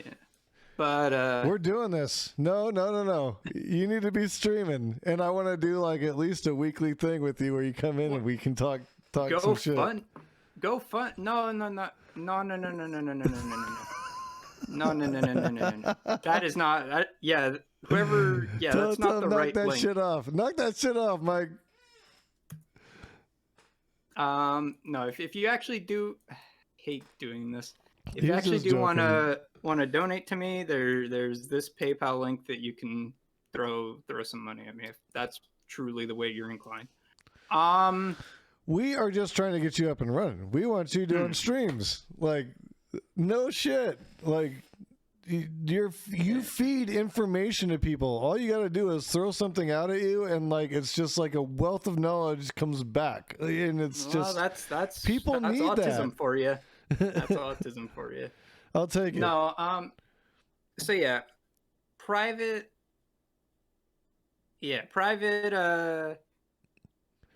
rail just tends not to work nearly as efficiently as publicly run rail systems. That's why you see any country that has highly efficient rail, it tends to be a publicly run governmental venture, is because as far as what the governments of the world are willing to try, that is what has been proven far and away more effective than private ventures. I could see that. I could see that because there's too many ways. Like, how would competition work? Because you're using the same rails, or do you set up different rails? And at that point, like, so that would be actually screwy. Like, what the hell, dude? So, yeah. So we had private rail, in the U.S. Scattered basically fucking everywhere, when we were first setting it up. And yeah, you would see that is tracks running like parallel to one another. What's really fun though is, do you know about gauge size? No. So Preach. gauge size is the width of the two iron bars, right, Oh, all between right. one Okay. another. Yeah. Right? Gauge. Like, okay. Yeah. I Exactly. got you. And so when we had private rail in the U.S., right, there was no standard gauge size, right? Meaning that you would have to like, if, for example, you took a train from Buffalo. I don't know my New York cities if this is the right order, but you go from Buffalo to Rochester, right? And you would have an 8 gauge rail, right? Mm-hmm. But then it suddenly switches from Rochester to New York, a 7.25 gauge, right? Everyone would have to get off the train, switch onto a new train, and then continue onward from there. Like, that is so fucking inefficient and ineffective. Like, no, private rail, it's not effective. That's It's a why horrible nightmare. And it's exactly. well, That's it's why got highway well, and systems the, are better for private systems, is because like as long as there's a fairly consistent like road size and people aren't making like these hyper wide cars, like you can generally just use the same road with every type of car. You mean I shouldn't have a double Hummer? Like I was really thinking about getting a double wide Hummer, and just driving it down the road in 2 lanes. Bro, are you saying I can't do my KV 122 super tank on the highway that takes up 3 lanes of traffic? Bro, that has like its own private restaurant on board. It's such a huge fucking vehicle. Like, bro. What are you even saying right now? Like I thought we were talking about freedom. Isn't this America? Mm-hmm. Glad I put the cork back on this thing. I got a little overzealous. Oh, that's great. That's great. That's so good. What's he saying? Coherent Dreams. They actually destroyed perfectly good rail because no reason. Just ripped it up. Spent money to ruin a working transportation system. Can't even leave it legacy. Okay. Do you want to know something crazy about Los Angeles, right? Oh my God. So where do I begin? We had one of the best like privately run public transit, transportation grids in the world under the Pacific Electric sort of tram cars, right? That crisscrossed and connected all the various cities of LA. And it was eventually there was the famous streetcar coup, right? Where Firestone, a tire company, recognized that selling private cars versus just like streetcar tires meant that they would make way more money because they'd be making way more tires, right? Right. And so them, along with a variety of other companies, essentially bought out Pacific Electric, had the entire thing toured up, and helped sponsor and take advantage of the Highway Act that was going on. Oh, right? You know what? To essentially replace all the light rail in Los Angeles with the highways, and we're only still there is fucking abandoned light rail tracks not a mile from where I live, right? And they fucking run a tram on fucking like car wheels, right? Off the fucking thing as a tourist trap because people are nostalgic for the good trams that used to exist here, and we could put back at any fucking time because the rails are still there in my part of town because my part of town isn't rich, so the big destruction mostly didn't touch it. And they just don't. They just fucking don't. All about that money, baby. All Blows about my that fucking money. mind. Mm-hmm. Makes me go fucking insane, brother. No, we've been trying to build out our light rail here for years, and every time we come up against resistance, every single suburb that it goes into, they're like, oh no, we don't want to pay for that. And it's like, well, it's jobs. You already have the restaurants, like the places that they're trying to run it through is like places where all the restaurants, it's like the main street type of areas where it's actually going to create more business for them. Yeah, and you're talking about a direct artery to downtown, you stupid fucks. But people are too car pill in America. They're just it's a car thing, and then they're like, well, they're going to bring in people from the inner city, and I don't know if we Oh, want okay, that yeah, type here. You know, I mean, there's Yeah, a yeah, lot the of different fucking things racist like line. that. Yeah, you know, The I'm not racist, but you're being racist kind of line of like, yeah, kind of don't like, bring in the you knows. oh, No, I oh, don't knows. Please you go mean on. all the people that live on the outskirts of our city that have to work at the factories that are taking Mhm. buses right now that take them 3 hours to get to work shouldn't be able to hop on a light rail that can get them there in like 20 minutes because you're afraid that other people will come in from the inner part of the city when you're already dealing with people on the outside of the city that are in the same amount of Yeah, poverty that really need the neoliberal help. governments with short-term visions just can't do good rail. It's an honest truth of it. Oh, we're Now, doomed. I will say this: if you have a government that actually can do long-term planning, either because there's something in the culture that promotes it, or it's just sort of the way things are done where you're at, and something like that, then yeah, you could actually get it done. Even under a neoliberal administration, it could at least be maintained. But Well, I it would just have to keep be either popular and already set up to some extent, or there. To get light rail done in the U.S. now is a tough fucking prospect. A reason like Germany and Japan were able to set up some of the best ones in the world is because they had essentially nobody to argue against. They said, "Fuck you, there's we're doing it." No, it's not even that. It's that their systems were set up directly after World War II, where both of their countries got bombed to shit, and so most of the people who would be complaining, what is there? It's not even that. It's like what is there to lose, right? We would be plowing through this black pile of rubble that was firebombed. I'm so sorry about that loss for your community, right? Whereas here it's like, yeah, there's going to be like 15 McMansions you got to move out of the way to get like a single block of this shit done. And fucking those people, they show up to town hall meetings. What can I say? Yeah.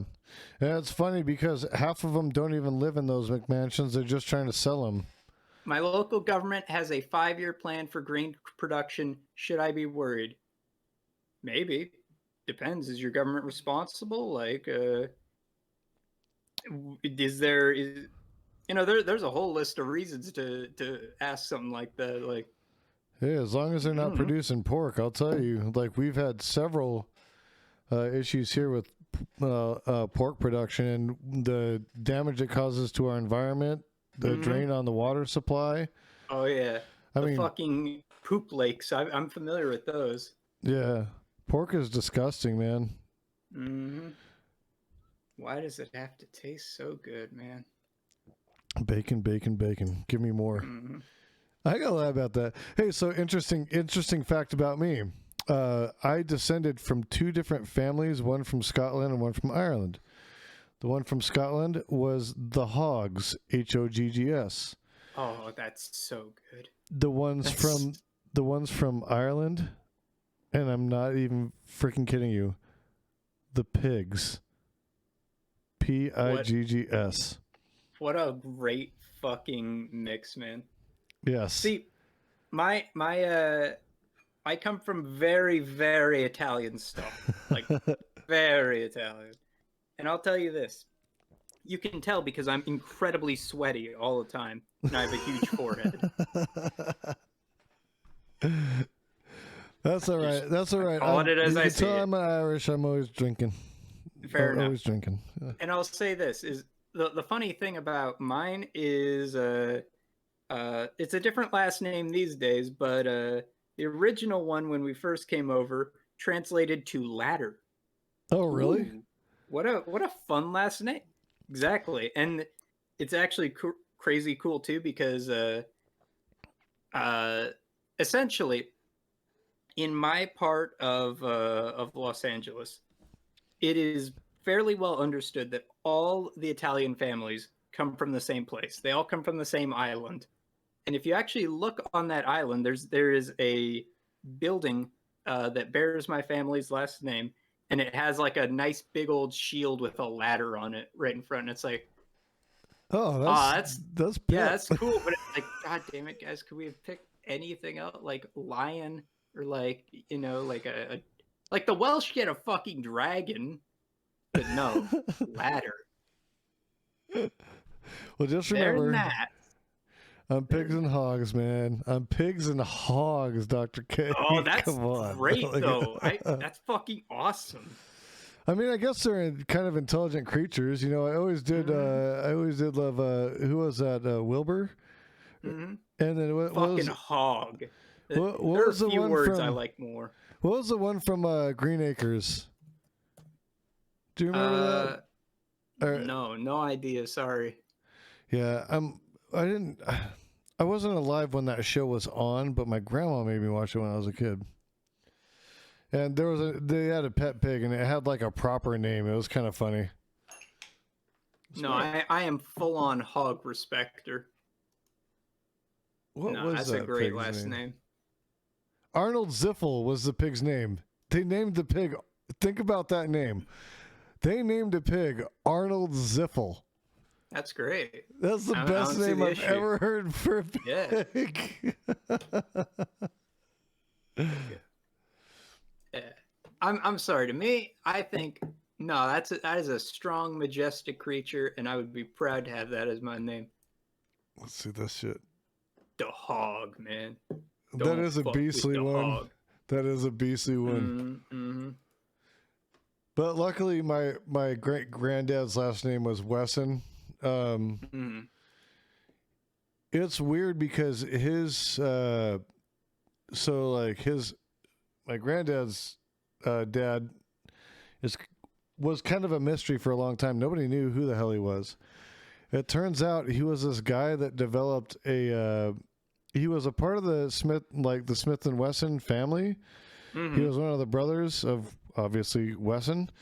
But he was actually working for the Union and developed some badass gun for the Union to help them during the Civil War. So I'm like, right on. That's cool.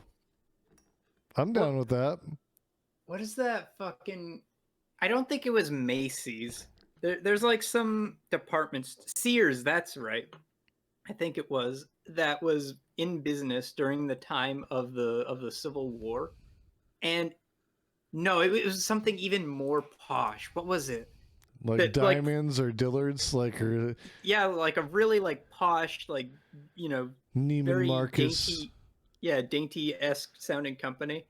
And during the Civil War, they produced fucking swords for the Union. It's like, oh my god, I want one of those. Same. I would take a sword from the Union. It's so funny because a lot of my relatives are like everybody else. Like, it's so weird because that was my.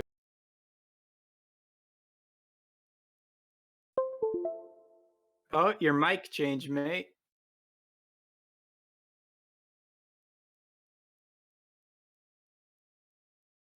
Hey, boss, your mic just changed. And got a lot worse, might I add. It's back. It's back. There we go. That's what I like to see. It's a stupid USB-C connect. I can connect it through a XLR cable.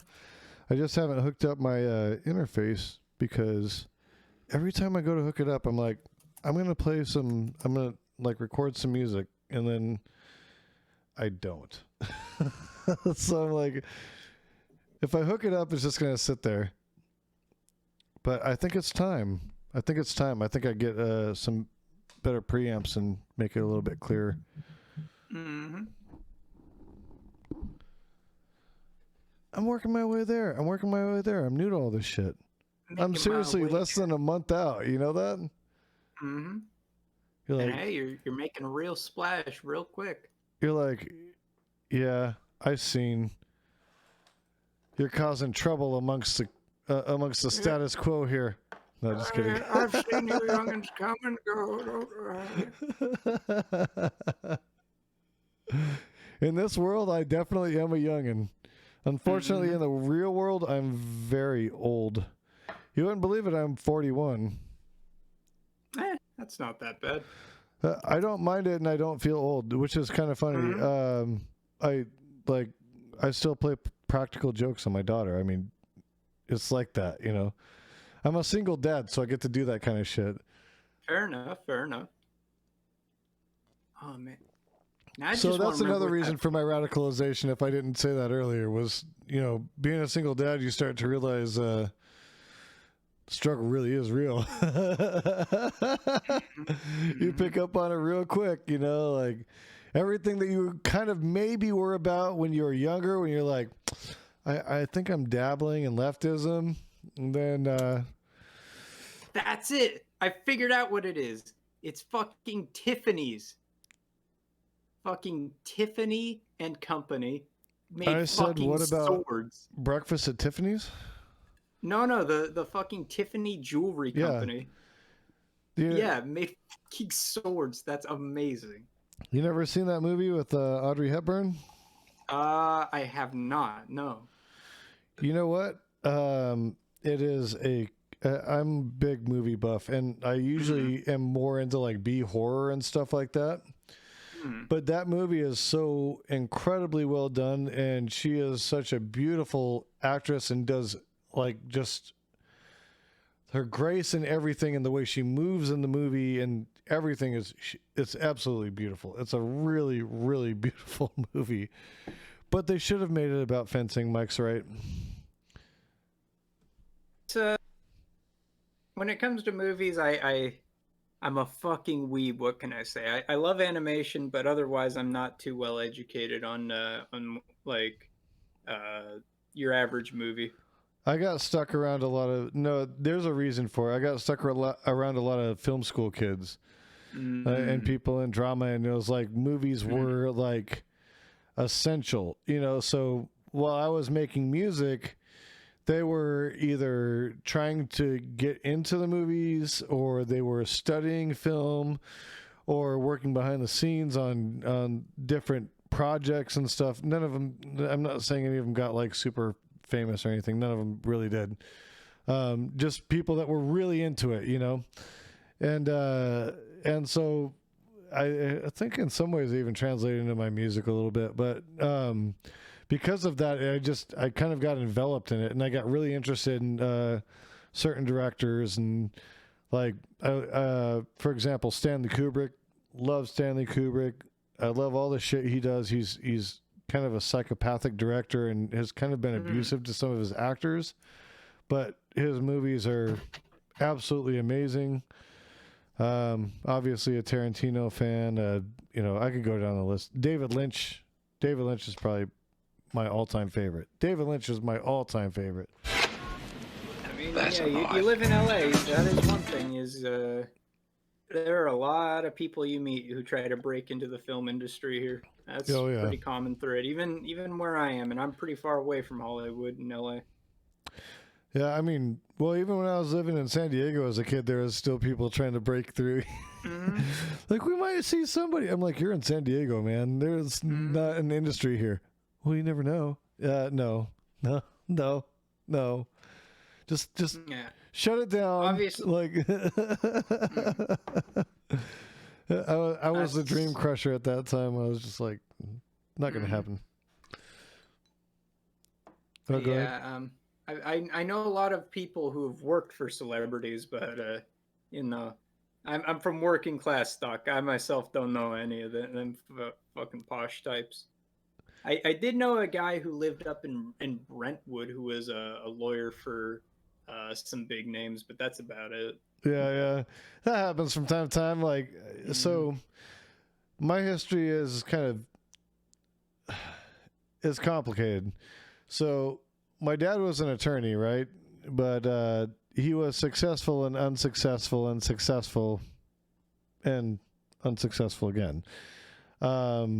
Because at first he was working for a guy named Meyer Lansky, doing tax law for him, and he happened to be a guy that had heavy investments in Las Vegas with his partner Bugsy, and I don't know how that all ended, but somehow it did not end very well. And basically, my dad stayed out of Las Vegas after that. But then he ended up having a practice here, in Arizona, and he did fairly well for himself for a while. He represented some airline companies, some small airlines and stuff like that, and he did his thing. But he just he couldn't keep his mouth shut and his pants zipped, and I don't mind saying that because unfortunately he's not with us anymore, and he'd probably be laughing right now because he knows it's true. And as a result,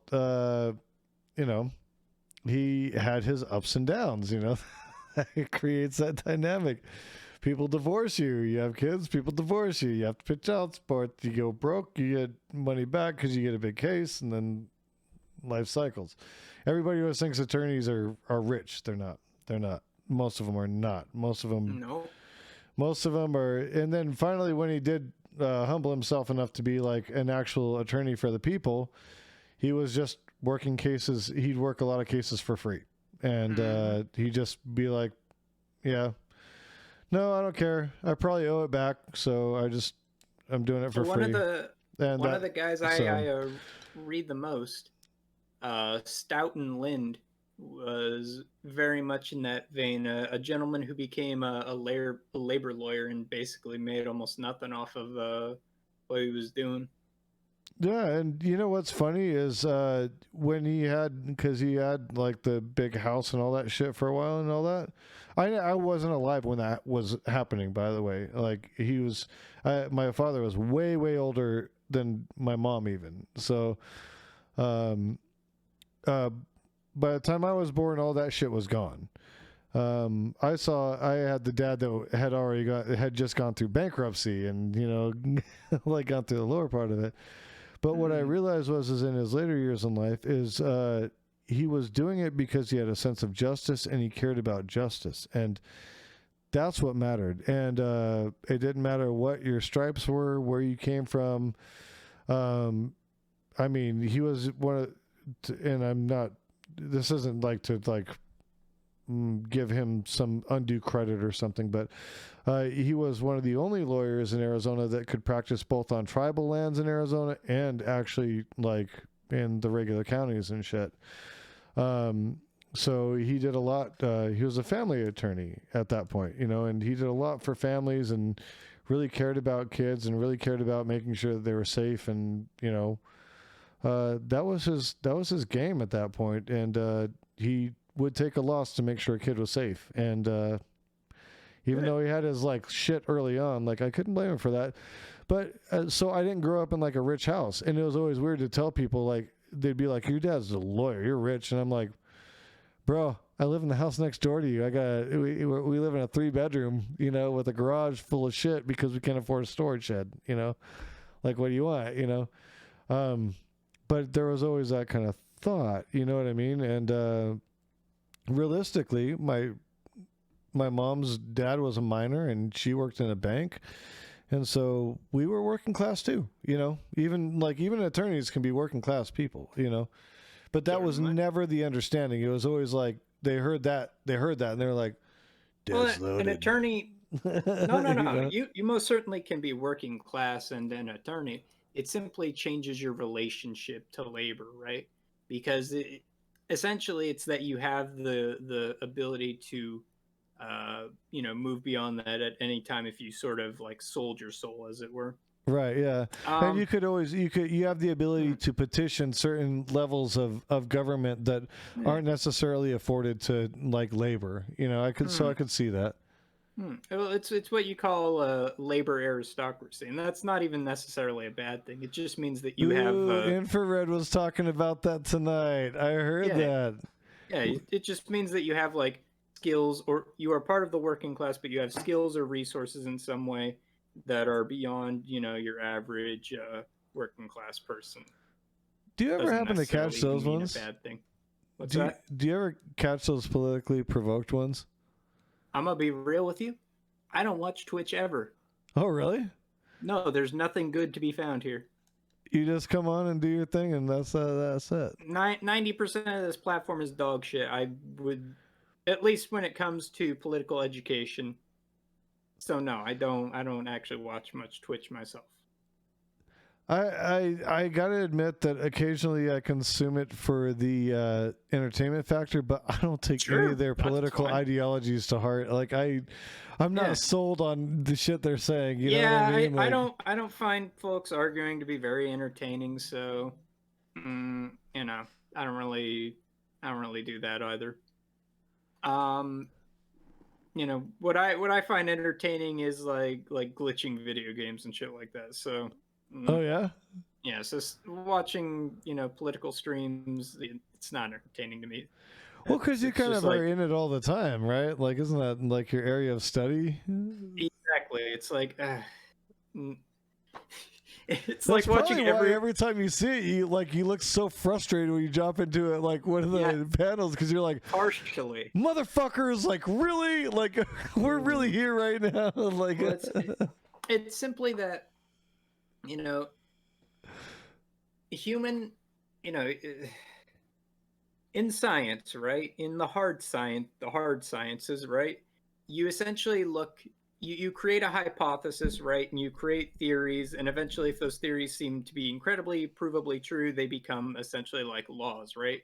Like, you know, if I have an apple, and I drop it, you know, it's going to go that way because the law of gravity, right?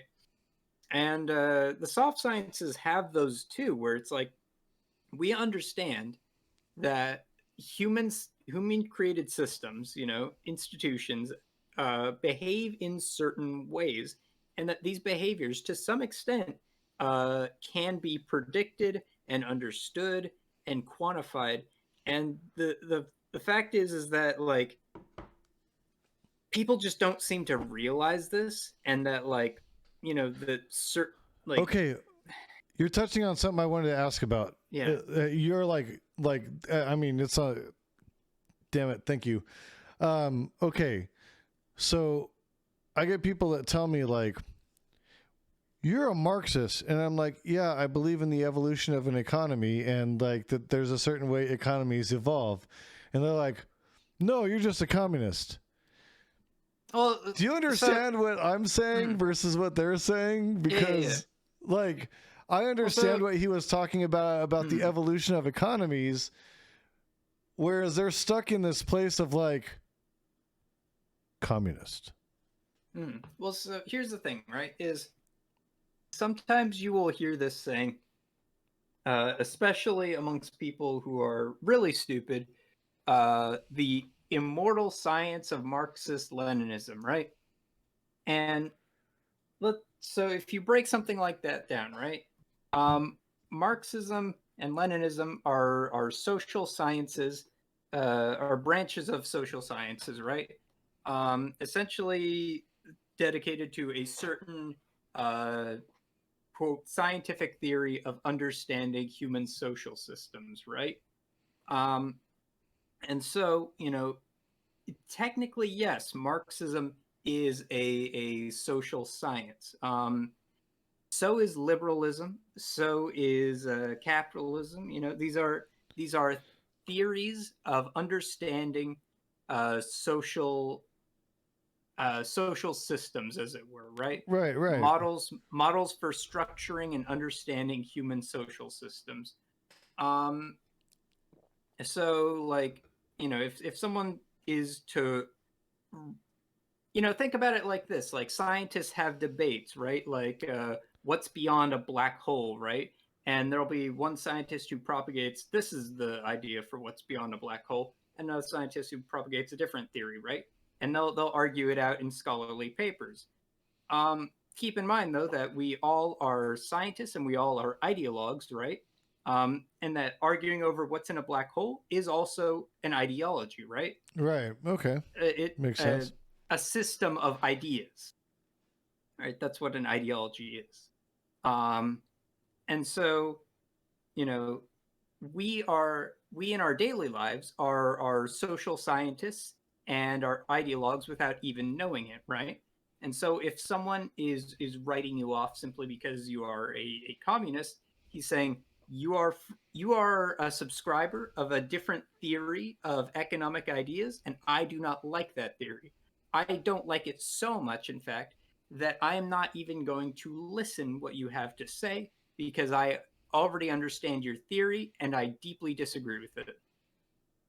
Even though they don't know the first thing about it. 9 times out of Well, 10. that's how a strong fucking hearing. That's how strong ideology can be sometimes, right? Is that it's essentially hammered into you that X idea system is wrong, on these grounds that you begin to just assume it to be true without critically thinking about it, right? And that's not to say, like, there are ID systems that I would argue are quantifiably wrong. Nazism, right? One can critically think about Nazism and come to the conclusion, yeah, actually, that's fucked. I don't want that. Yeah. But, that just might be a little bit off. Like, maybe we shouldn't do that. Exactly. But before you write off any system, right, critically think about why it is that system is bunk and does not work for you, and you want to see it changed to something else.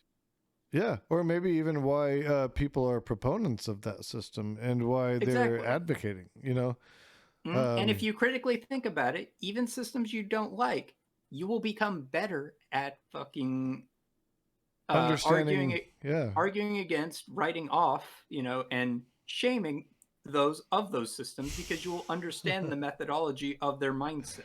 That's both intelligent and kind of twisted at the same time. It's a beautiful dichotomy. You've described a lot about Dr. K. Is intelligent and twisted at the same time.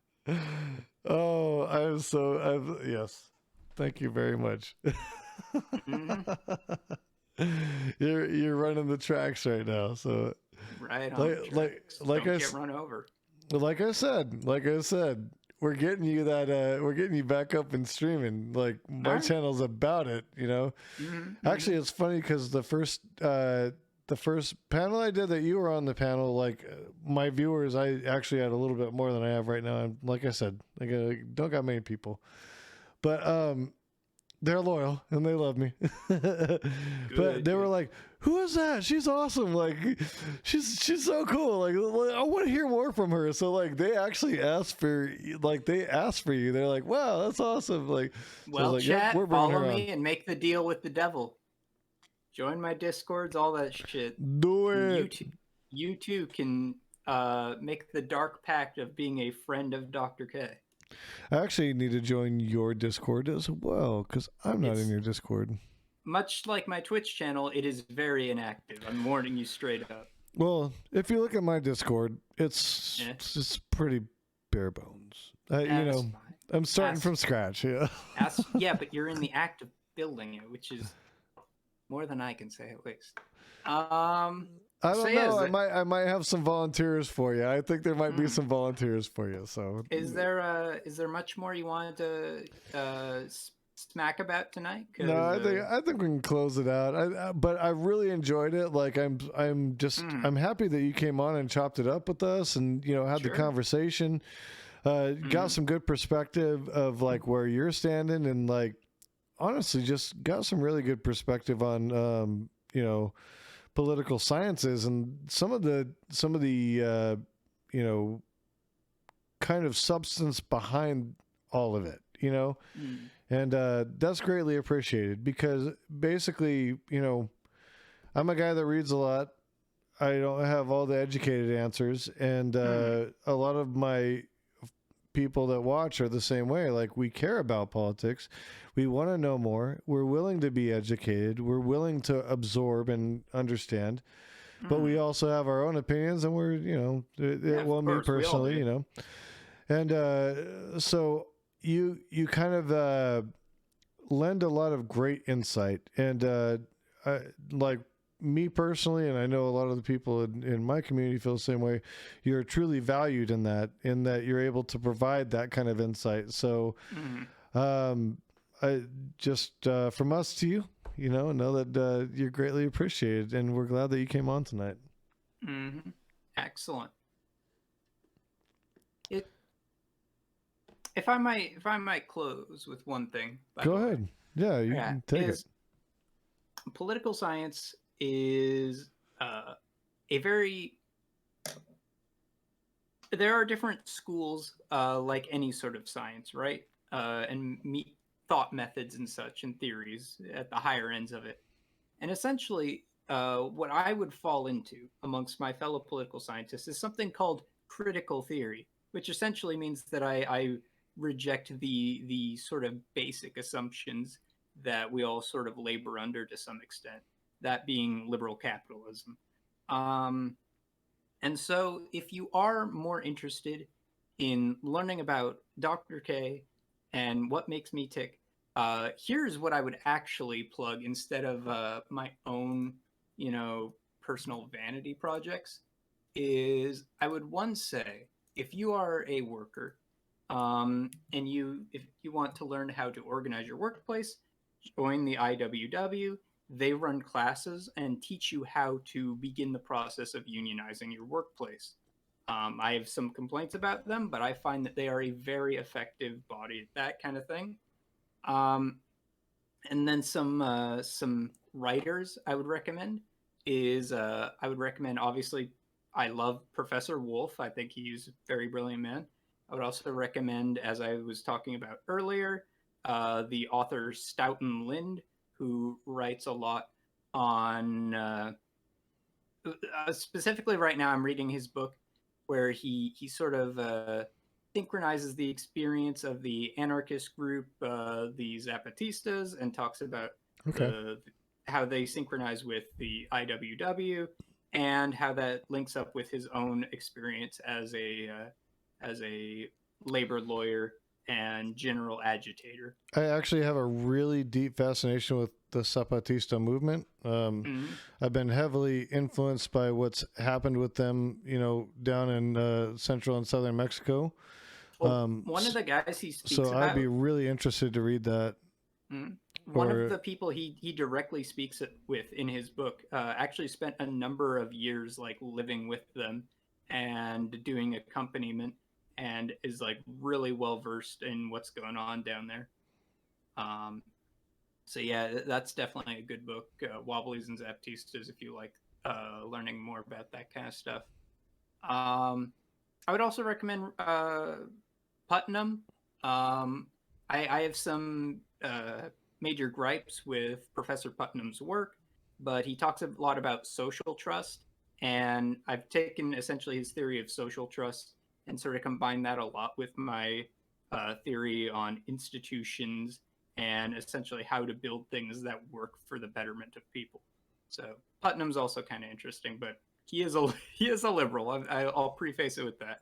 He's That's a good all right. man, though. You can find allies in all sorts of different groups, and It's not even about allies though. It's about bettering your own knowledge of the world so that you can create a better tomorrow. You can learn things from fucking insane psychopaths like Hoppa, Mhm. but you have to be able to process what they're saying and synchronize it with what your own like working theory is, because we are all, I'm going to close with this. We are all social scientists. We all have our own theories and practices and experimentations we do to understand the social systems that exist around us, and to keep in mind that just because there is a prevailing theory of liberal capitalism that exists as a main way to inform the world that you live in, you are a scientist. Whoever's listening to this, you are a scientist, and you have to play an active role in your life in developing your own theory for understanding how to relate to the world around you. And that's done through a lifelong learning process, and it's a constant act of refinement. But I believe in you, chat person. I believe that you can make this world a better place, and fix the institutions that exist around you by understanding and learning how to fix them. And we believe in you, and we'd like to have you back on regularly. So if you're so inclined, you're welcome back anytime you want. Anytime. Awesome. I'm gonna be busy, but anytime I can hammer out on my schedule for you, I'd love to come on by. I wish you nothing but the best of luck and solidarity, ladies and gentlemen. Have a lovely night. All right. You too. Bye now. All right, guys. That was with the lovely Dr. K. She is awesome.